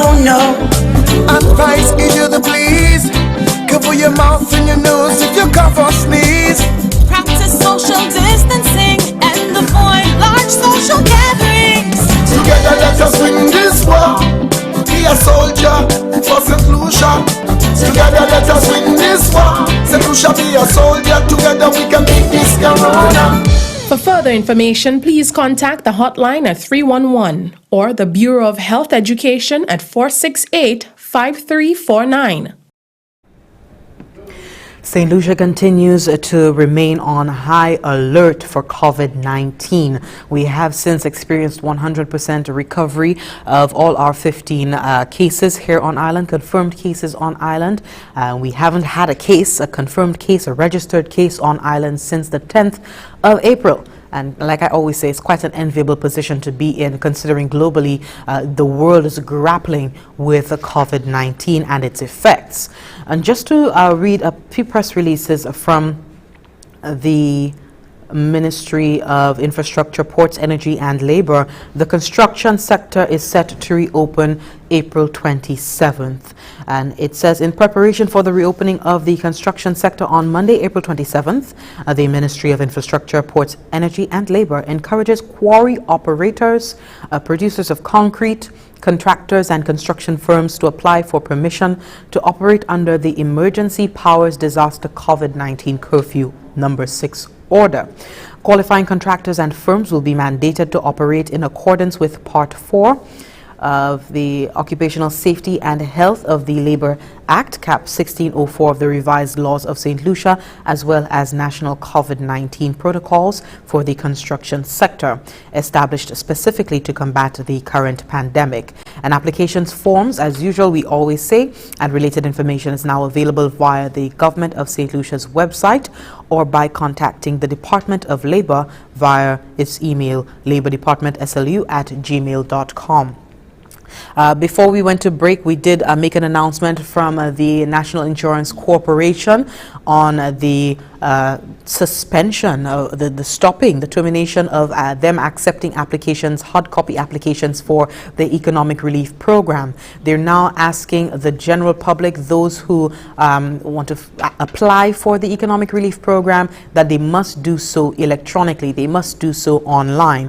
I now hand over to Carlton to just give us an update in Creole on these press releases coming from the National Insurance Corporation on this latest announcement, also from the Ministry of Infrastructure, Ports, Energy and Labor on the construction sector set to open, as well as the opening of the 5th session of the 11th Parliament. The Prime Minister will, during this time, present, and Minister for Finance is expected to present the estimates of revenue and expenditure for 2020-2021. Carlton. Merci tellement, Jesse. Merci et bonjour pour vous écouter nous ici à Headquarters COVID-19 ici à Studio GIS. Quand la coutume, comme toujours cadeau, nous apprécier présence ou écouter ou supporter nous ici car soit en lundi bon matin papier c'est différent. Nous ni développement qu'a fait ici parmi eux qui savent l'adresse Premier ministre et adressé nation en chay ça mon qui parler about aujourd'hui les vini pour salaire ces gens se fait public ou qui savent annoncement déjà fait la Premier ministre dit il y a là dans comité a été établi pour faire une négociation puis union yo même des présent yon décision décision yo kay vini puis ben il même annoncé c'est date qui lay vini pour un monde qui en guade yon pour 6 yo pas kay toucher salaire c'est monde ça c'est monde aussi qui arrive oui souvent pension yo là ça salaire yo pas kay toucher ça mais pour monde qui en guade 7 pour 18 c'est monde ça kay yo ka hen salaire yo coupé 50%, ça c'est 10 000 salaire yo quand yo ka hen 10 000 salaire yo en la sec l'autre 10 000 dans un investissement gouvernement qu'a est bon, ça c'est un investissement qu'a fait côté gouvernement qu'a un document qui ça fait l'intérêt à sous l'argent ça l'intérêt à sous document ça c'est 3% ou qu'a fait à sous aussi c'est l'autre 7 monde qui a travaillé en service public là qui a trouvé quoi affecté c'est gens qui en guade 19 pour 21 c'est monde ça qui 25% en salaire qui vient à la sec et puis 75% ka vini en bonne encore bonne c'est un document un investissement gouvernement là yo ba au document ça c'est un dit la on investir dans ça pour 3 mois et puis là l'enterrer en laisse ça c'est 3 pour 100 ou ka ça aussi premier ministre l'a touché à sous ces gens essential service il dit parmi ces moun ça ka trouvé ko exempté là vini pour ça qu'a fait là qui ka bay plus information là vini pour ça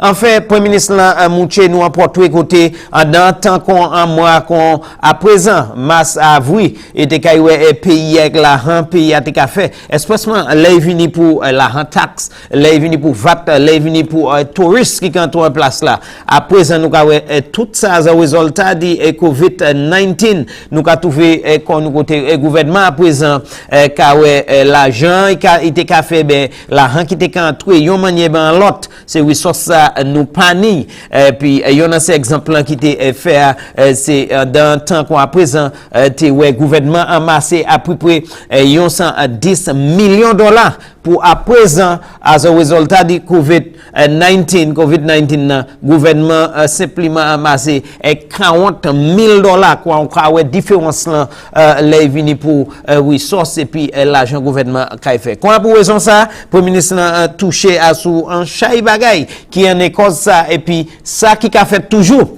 ou kay savent la taxe là moun joine anti soulagement là vini pour lui quarantine yo teni pour acheter facilité pour mettre moun en quarantine l'hôpital Owen King ou kay changer gouvernement fait transition côté moun quitter VH l'hôpital Victoria et puis là à présent l'hôpital Neflan Owen King transition ça a fait là vini pour paiement pays loan pays ni ka payer ça ni pour payer toujours et yo ni pour payer ça va public quand toutes ces bagages ça gouvernement a dit teni pour trouver gouvernement ka mawen parce que tant qui ka vini premier ministre dit c'est yon nous kaini pour yon manière ben l'autre nous kaini pour délai pays là il a dit gouvernement même qu'avait ça qu'a fait là quand il bien ba explanation gouvernement prend 3 stages pour approcher situation Covid là parmi ou ils savent là vini pour ça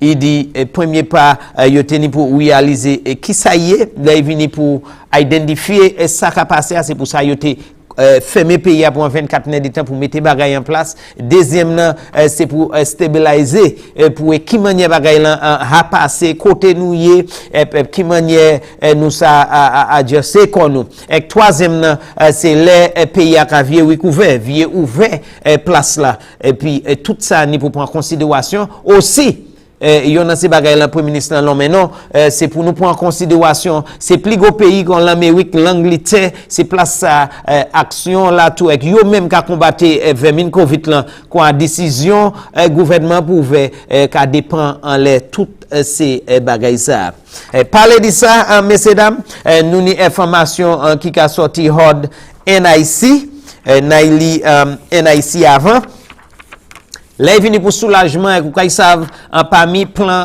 premier ministre là c'était pour adresser situation quand tout le monde qui perdit et travail et vous savent là gouvernement kay parlement ka une permission pour yon faire assurer yo ajouter à sous curfew que il kay bout 31 mai vous savez était supposé bout le 26 l'autre bagay là c'est là vini pour NIC et puis assistance là NIC kay bay moun qui qualifié pour recevoir assistance ça qui c'est $500 pour l'autre 3 mois et ben dans l'autre cas $1,500 et puis là où ils savent NIC mettait un rapport de qui dit attention yo c'était pour yo recevoir un monde qui qualifié pour une assistance ça pour yo hen ça par computer online monde qui fait application ça par computer et ben online qu'on nous a dit mais ça yo joine qui a fait c'est date qui malheureusement yo une situation côté en chay moun trouvé koyo ka dupliquer application et ka bay moun écrit et mener en toué quand yo dit ça paté et ça yo te vle faire Attention, c'était pour yo oui s'ouvrir ça par computer online. Mais yo en situation côté moun ka dupliquer, moun ka plein ces formes ça et quand chaque moun ka mené en tout ou ka changer nous en bas protocole toujours et c'est ça yo te ka empêcher moun combler ensemble, moun vinn ensemble qu'on appli yo te ça joindre à sous computer qui veut dire moins moun te ka ni pour vinn ensemble. Yo te fait recommandation pour yon de ces moun qui pas ni computer et puis qui veut matcher avec mené en tout mais malheureusement moun commence à dupliquer ka vendre $5 avec $5 yo commencé à vendre application c'est une application qui freeness ou pas tenu pour payer pour application ça quoi yo trouvé quoi dans en position côté quand tout monde commencé à venir ensemble quoi yo doubler et pour la peine yo ka dit sous ça hen fait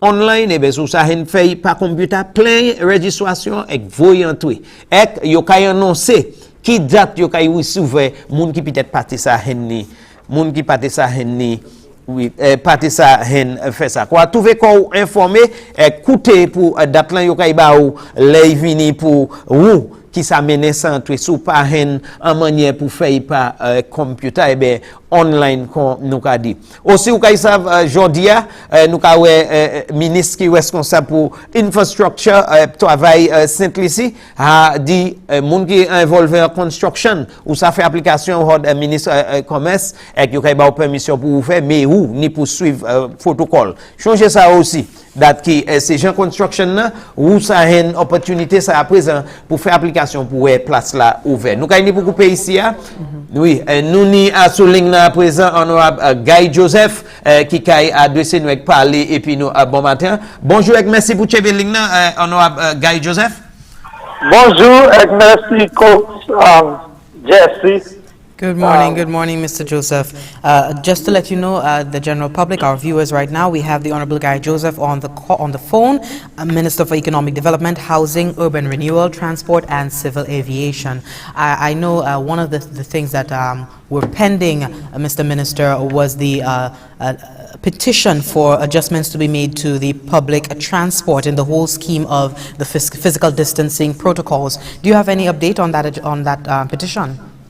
Yes, I'm happy to give an update, and I want a lot of persons were asking why the matter was not clear addressed in the PM's presentation last night. But there were a number of things that we were still working on. We got some clearance with the team from Health this morning. I had a discussion with the CMO, and we've been able to look at the protocols that need to be established for the operations of the minibus sector. We had highlighted some of it previously. So we begin with an increase to 9 passengers from the 7, which was the 50% of the capacity of the buses.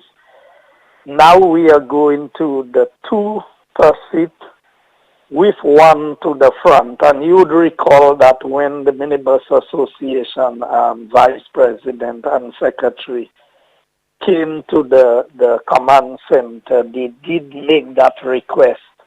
In fact, they were actually requesting 10 passengers, but we agreed that with the CMO that the 9 is a more practical number because it allows 2 persons per seat and 1 in the front with the driver, so that the driver actually becomes the 10th person on the bus and 9 carrying passengers. That is the new protocol that we are going to be using for the public transport system. But the requirements remain that persons must have a mask, must sit at the ends of the seat, and the windows in the bus must remain open. So the idea is not to use the air condition in the buses that have the air condition, but to keep the windows open so that there can be proper air circulation within the bus. The second area is the area pertaining to View Fort.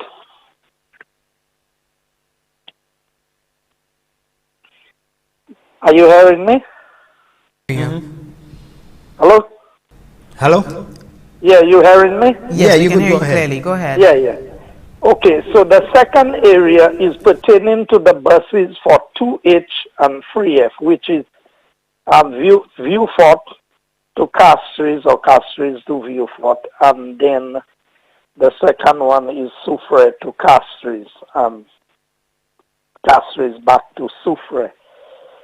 Because of the zones remaining in effect, we are going to allow a very limited number of these buses to begin operations. And I think that would take effect from tomorrow, that we are going to have a limited number of buses. I have been in discussions with the National Council as of earlier this morning. But the passengers who would be traveling, when they get to the checkpoints, they may be required to show.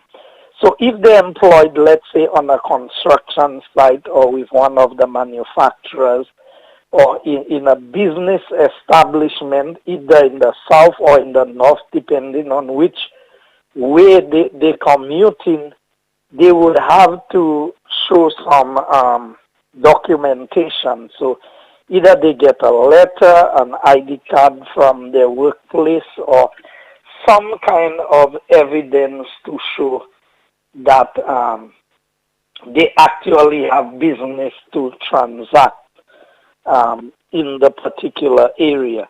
Let us say somebody is going to do a business transaction in Castries that is not available in View Fort. They would have to be able to show something at the checkpoint, because they are going to be checking the buses to see the level of movement and activity that is taking place, either via the Soufrière end or the East Coast end of traveling. Because, and also persons must note that the curfew remains in effect. So until there's a declaration that the curfew is no longer in effect, so if somebody comes up to Castries on a public bus to transact business, there's a certain time that they are supposed to be back to their location, except in cases where they may be required to work late or to do something. And well, our essential workers are basically covered. So at least that is where we are with the public transport system for now. I know the council is meeting as we speak to put all of the final bits and pieces together to be able to facilitate that movement that is required. You know that both the 2H buses and the 3F buses in Soufrière have not been able to operate since that the zoning was put in place. From the curfew and then going into the zoning. So I am sure that there would be some level of relief in terms of being able to now come back and engage in some economic activities. I'd like to go back to the increase to 9 passengers per bus, with the 2 per seat with 1 in the front. That applies to the 14-seater buses, right? Yes. Okay. If you could just give us an update on the construction sector that's set to open. I know that there is a sort of a phased reopening as part of the government's recovery efforts for the country in terms of bouncing back from COVID-19. Can you speak to this new addition added to the businesses allowed to operate during the state of emergency? Yes. So The construction sector is very vital, and it's because that is part of the stimulus that the government is attempting to use to help cushion the full impact on the economy. We believe that if there is sufficient construction activity taking place, it will reduce the burden on government to help so many individuals who would not be at work. It would also generate some much needed revenue and commercial activity on the island. But more so, a lot of the projects were stopped at a very critical point in terms of, so you look at somebody preparing a decking to be cast, to pour concrete. And this decking has remained there for 2 weeks, 3 weeks, with no activity. The sun, the elements would have a negative impact on the preparation of these decks. In the case where you use a deck and you use bamboo as the props, you would most likely be running into a problem if it is to remain there for too long, and by the time you're ready to pour the concrete, then you may have some problems. In the case of roads, where some base surface works had been prepared, waiting to be paved or to pour concrete over it, the constant up and down, fortunately we've not had much rain, but we've been having a lot of dust in some of these places because of the hot weather that we've had. And the constant moving up and down of vehicles is also causing a problem, because there's wear and tear on the surfaces where these contractors now are required to go back and redress these surfaces before they are cast.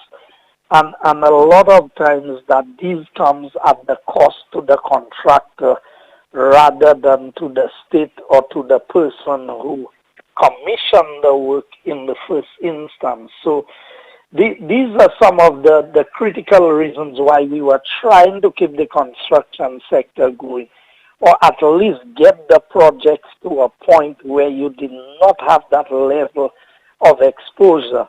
But unfortunately, COVID was not waiting on anybody to give us the time to do what we had to do. So the action had to be taken to preserve health and life before anything else. So that's why we believe that where we are now and going into the hurricane season, there are lots of small repairs that people need to do at their homes, people who have started basic construction activity at their homes. In fact, one of the suggestions that was made was while persons are going to the Ministry of Infrastructure to get the requisite permits and all of that, we believe that if somebody had 2-3 persons doing a small job at their homes or something, that it may not be absolutely necessary, but I leave that to the Ministry of Infrastructure to deal with. But the thinking was that if I have one mason or a carpenter and 2 laborers doing something at my home for me, I may not be required to go to the Ministry of Infrastructure to get a permit, except let's say the person is traveling from one zone to the other or traveling from a certain distance and they need to get there. So I may need to have something to show that these persons are authorized to be where they are at the time. So the situations that would determine what the requirements are. But we believe that every construction site that is going to engage more than 10 persons on that construction site should get all the requisite clearance from the relevant authorities. And in that case, it is the Ministry of Infrastructure for construction, as opposed to the business places would have gone to the Ministry of Commerce. That remains in effect. the lead ministry for all areas pertaining to construction is infrastructure, and they would be the ones to handle that aspect of it. Mr. Minister, can you speak on the subject of continued recovery? The president of the Manufacturers Association noted last night during our GIS panel discussion on COVID-19, she stated that the manufacturing sector and the construction sector will bear the brunt of having to carry St. Lucia through the recovery process. Any comments on that statement?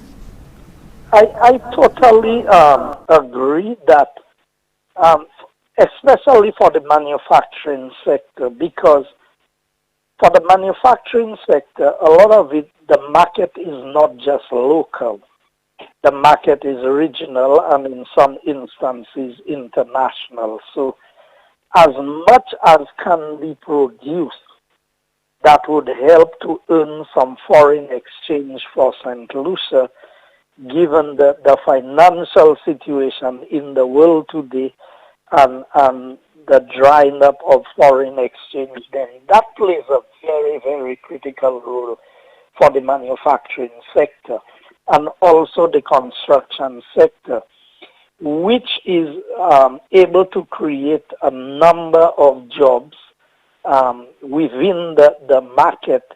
And we're not talking about just the direct jobs on the construction of the laborers, the skilled men on the construction sites. But you begin to look at your quarries operating, you look at your block plants operating, you look at your trucking and equipment work, and a lot of other services that are provided alongside these. You look at some of the persons who provide food for the people on the construction sites. And so there is a lot of activity, even for the public transport system, those persons who will be using the public transport system to get to the construction sites. That would mean increased activity. Although the preference has been where you have a certain number of people, that the preferred arrangement would be that even if they have to use the same public transport system, but maybe have special arrangements in place if a number of people are coming from one location, to have them transported through the public transport system, but that there is limited interaction with the rest of the public, because we must remember that COVID remains a major concern.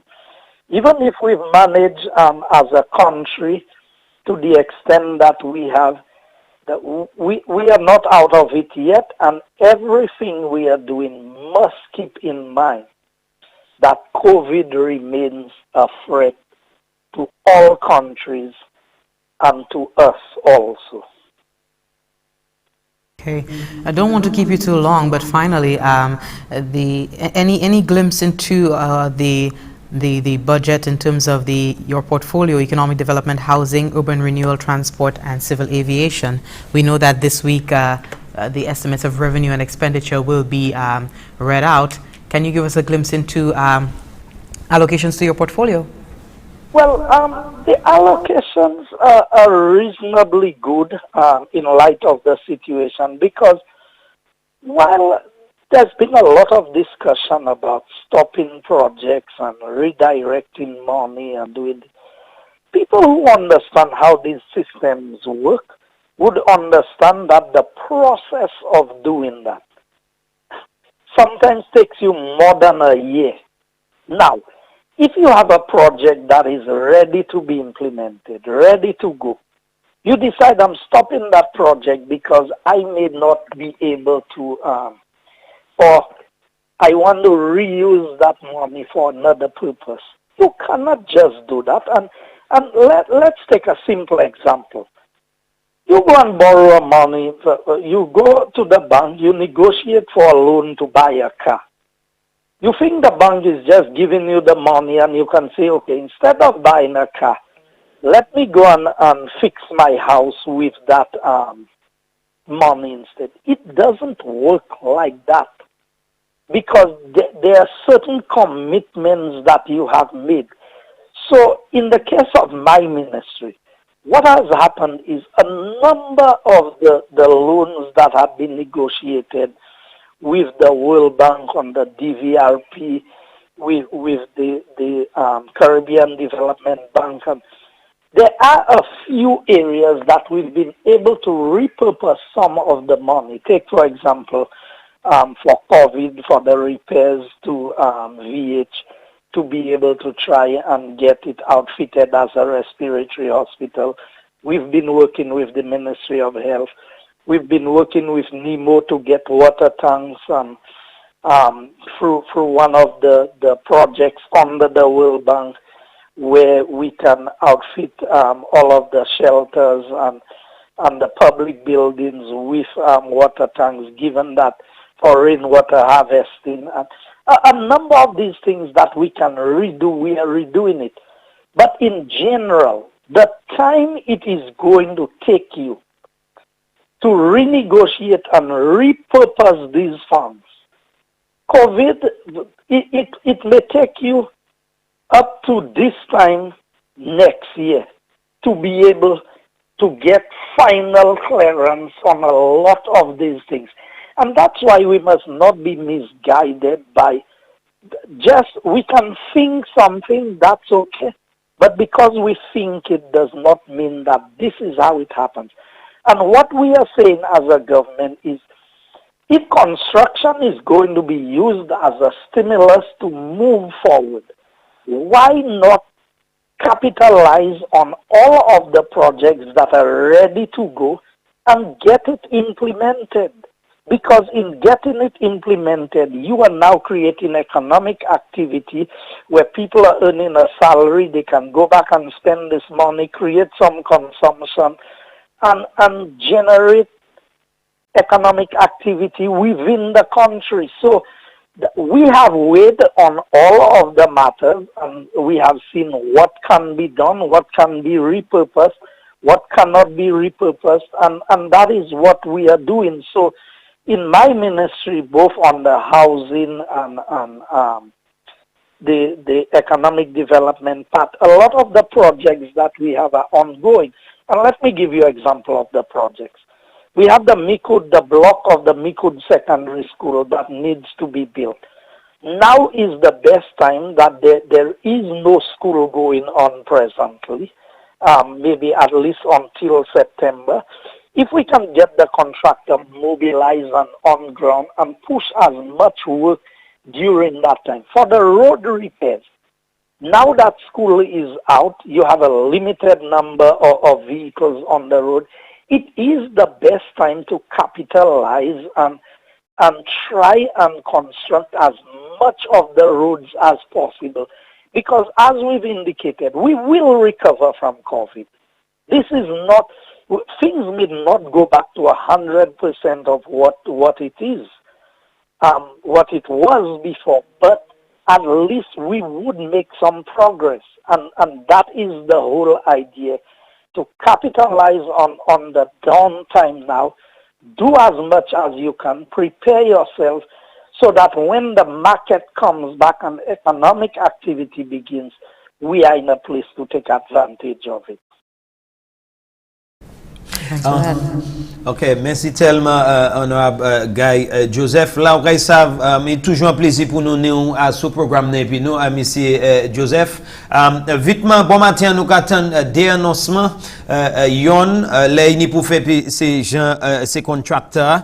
Des nous attendons là, il pour faire puis ces chauffeurs et ben mettre minibus. Est-ce que ça parle en laisse ça qui c'est annoncement pour public l'entendre et puis condition c'est annoncement ça pas les premiers puis ces gens en minibus là parce que nous bien savons comment couteau te ka dit là vini pour ces gens minibus qui sorti vieux fort Castry to H et puis ces gens soufouyer Castry ça c'est Free F c'est moun ça nous savons parmi les autres trouver quoi yo affecté pli ek bagay mette en place ba yo. Qu'on a parlé de décision ça et puis raison des conditions ek pour qui nous pas tenir premier ministre yo souhait et puis parler à ces gens construction parce que nous savons on a chay pour point cas mais information nous bien vle tenir. Oui, merci à Pile Coq, c'est toujours un plaisir pour ça parler à patron pour ces moun tan. Ça m'a voulu dire que nous t'es qu'à parler avec Minibus Association pour yon des semaines parce que là nous t'es fait décision pour mener quantité moun yo t'es supporté descendre pour 50%, eh ben half 10 000 capacités yo. So si yo te kachaye 14 moun, c'est 7 moun yo te sachaye. Là nous te commencé avec 10 batles, ministre santé garder situation yo dit c'est moun nan te ka top pou yon nan l'autre à bosser bus là. So yo te ni pour baisser à sous quantité moun nan dat et bus là te sachaye. Because parce que moun conduit koyo assez bien et nous manière simplicité à manager COVID-19 dans date. Nous satisfait date. Nous s'amener l'IMO à monter teasing prix. Et manière nous garder là, c'est pas du temps Minibus Association n'a te commandé pour s'achayer 10 moun. Ministre santé d'accord pour yo s'achayer 9 moun. Raison premier ministre là pas adresser ça yon souhait c'est parce que pour bon matin nous still te discussion à sous qui manière nous te kay opposer et nous pas te vle faire en décision côté nous pas te ni bénédiction eh ben nous pas te ni ministre santé ka approuver décision qui te ka faite là et clairement parler by CMO à bon matin, nous d'accord, nous ça fait ces bus là, ça est 9 moun, so ça c'est 2 moun à sous chaque ces row site là, because c'est bus là ça est 15 moun et 14 moun là, yoni 4 row site derrière et site devant. So à sous chaque ces site là, kay 2 moun. Yon à chaque coin bus là et devant kayni yon ek chauffeur so ça ka fait 9 passagers et chauffeur même ka fait 10 nous ka recommander à tout monde qui ka naviguer à bord l'auto transport public yo supposé ni un masque à suffija yo et aussi yo supposé chen se fenêtre là c'est l'auto à ouvert nous pas laisser l'auto à servir air condition là yo ka chaye c'est moun ça parce que ouvre vent circuler bien en dedans transport parce que la terre même pour qu'on fin comprendre entièrement qui manière Covid ça ka mais from yon moun pour l'autre. So, nous n'y pour prendre toute précaution nous ça pour ça empêcher situation argumenter ben vin plus mauvais en simplifié. So nous d'accord avec ces Minibus Association là dat yo kay chaye 9 passagers à bord ces bus là, 2 à chaque site et yon devant tout le monde supposé ni masio en Fidjio et tout le monde aussi supposé assis en coin bus là et chen se fenêtre là ouvert.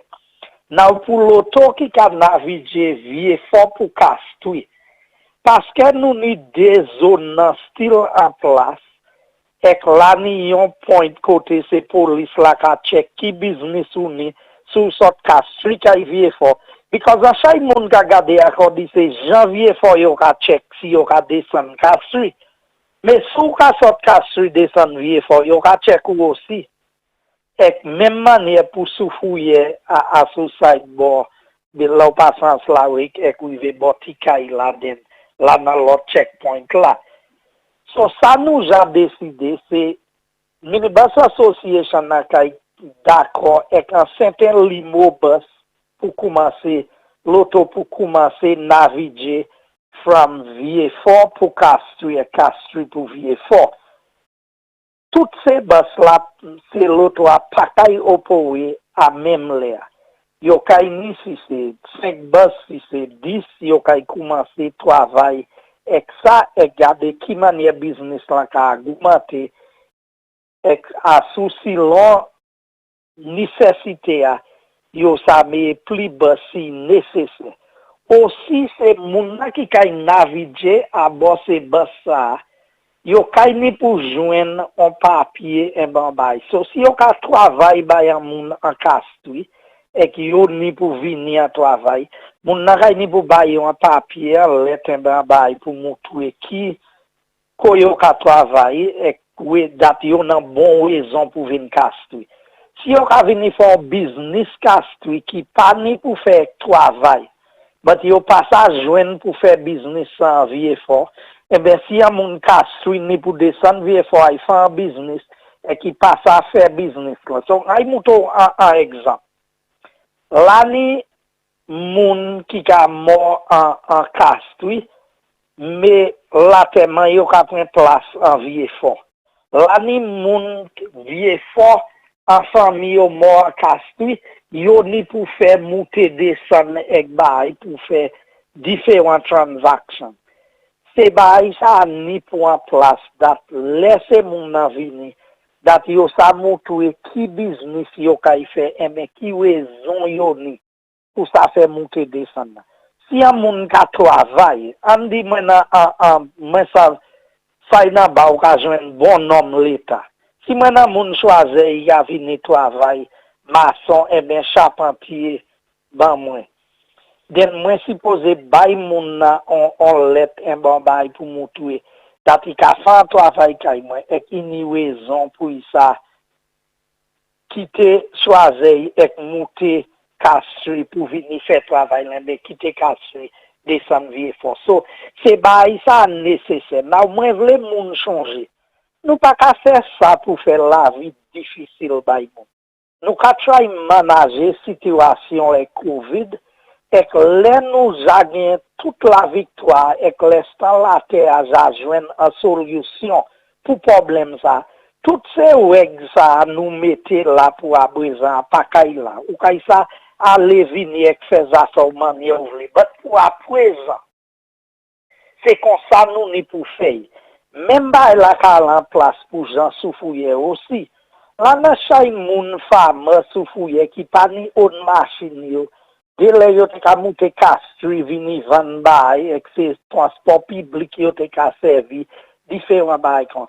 So si c'est business comme ça yo ka fin faire yo just ni pour ça montrer là yo y checkpoint là. Qui business yo ka vini faire Castries? Qui mouvement yo ni pour ça qui raison yo ni pour ça vini? So ni side Soufouye et ni side Vieux-Fort nous kay ouvert ligne transport en déplacer, mais nous avons limité qui quantité de mouvement qui a pris place. Moi, les gens changer aussi, dat curfew a still en place, so si vous montez, vin Castries, vin faire business, et ben on descend sous fouille à faire business, ou ni pour viser, pour ça, tirer comme les chimères, pour les curfew, parce que ça still en place. So, nous avons gardé pour corporation tout le monde, expressement pour protéger koyo même, dat yo kay conduit koyo bien à bosser transport public là, yo kay servi masque yo, et moi ça masque là pas confortable, il pas confortable dans nos pièces. Nous même qui nous ka ouais ça, là on est pour prendre l'expiration en disant ça, à chaque monde ka dou ça ka fait yo ça ka et ça oui, pas confortable mais là nous garder situation moun qui joignent Covid. Il trop plus mauvais passer pour servir masque là pour autant. Et que les bails vie normal de nous kay ça mais ça sans ça de vivre manière nous habitué qu'à vivre. Mais pour à présent, on fait sacrifice là pour protéger corps nous et protéger ces moun qui bon nous. Moi apprécie ça tellement mais en une minute souper on nous touché à sous raison pour permettre ces gens construction là katil la dey pour ces gens construction là raison qui gouvernement qu'a ouvert graduellement on est touché importance dans sous ça dans minute ben nous souple. Construction est important parce que c'est ça gouvernement qui a servi pour stimuler l'économie, pour mettre un petit travail en pays. Nous pas de touristes, nous pas de l'autre monde qui vient à chaque travail fermé. So, si nous ça joindre monde engagé en travail construction, then ça c'est un petit l'argent monde qui fait, il a dépensé l'argent ça, plus monde qui aller venir à sous ce travail là. Et bagay qui marche primaire en pays parce que gouvernement ba chay pressure besoin pour ça aider tout le monde. So chaque monde qui ça fait journée travail pour koyo, c'est moins pressure à sous gouvernement. Aussi en chay c'est construction site ça déjà préparé travail qui te met fait. Yo déjà préparé deck pour casse. C'est chimère déjà préparé pour yo ça mais asphalt et mais pour ça mais concrete asui et ce travail ça a trouvé quoi damagé passer aller venir asui et travail là pour finir et ça a coûté plus l'argent si nous pas adresser à présent aussi nous un mois pour y from saison hurricane et nous pas ça aller en saison la pluie quitter à chaque travail ça manière yo ya so pour ces raisons ça nous vieux ouvert travail construction. Moun vle faire un petit repair bokayo pour manger bail pour saison hurricane so tout ça et ça ka aider l'économie à même l'air. Eh bien, honorable Guy Joseph, nous apprécions ça tellement, nous était qu'à vous donner plus de temps et pour toujours un plaisir pour avoir information ça, mais nous apprécions ça tellement et nous avons dit une bonne journée. Merci un peu. Eh bien, là où tenez, messieurs, dames, honorable Guy Joseph, a souligné puis nous, qu'a parlé sur des décisions qu'ils savent, yon peut-être qu'ils prennent coup demain, mais yon jodia, construction, ces gens construction là, les yo fait application yo, le ministre commence depuis yo fait application ça, et puis yo une permission, ça commence à faire travail yo aussi, ces gens minibus là, expressement c'est ça qui a sorti vieux foyer Castuya, et puis souffrier Castuya. C'est moun ça yo haba yo permission pour commencer voyager chaye moun et puis condition dès à présent yo saché 9 moun et puis en cas ça tout le monde pour être en chaque coin un machine dès et pas chaque site et puis là yo ka di moun ni pour obliger ou ni massou et acid hot yon a lot Jesse. Thank you so very much, Carlton. As mentioned, we're winding down. We're running out of time for this morning's program, but we'd like to thank you so much for tuning in. We'd like to thank you for listening to the various interviews we had this morning. This morning we reviewed the Prime Minister's address covering the state of the country, our plans to help recover from the COVID-19 crisis. And coming out of that, we did get confirmation from the Honorable Prime Minister Alan Chasney on the wages review. The government is proposing that civil service be paid their salaries part cash, part government bonds. We also heard from the principal of the Sir Arthur Lewis Community College, Dr. Keith Nurse, speaking on the adjustments having been made by that college to deal with the COVID-19 crisis. So we're talking about the e-learning platform for this term, as well as provisional admission for students, considering we have CSEC hanging in the balance at the moment. We also got an update from the National Insurance Corporation on the stopping of all hard copy applications for the economic relief program. So the word coming from the National Insurance Corporation is that you make applications for the economic relief that you apply online, electronically. And finally, word from the Honorable Minister for Economic Development, Housing, Urban Renewal, Transport and Civil Aviation, the Honorable Minister Guy Joseph, speaking to us, giving us the update on public transport permissions.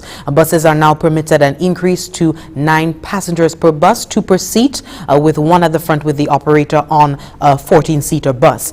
You're reminded to wear your masks when boarding any public transport, and no air condition is allowed on that public transport.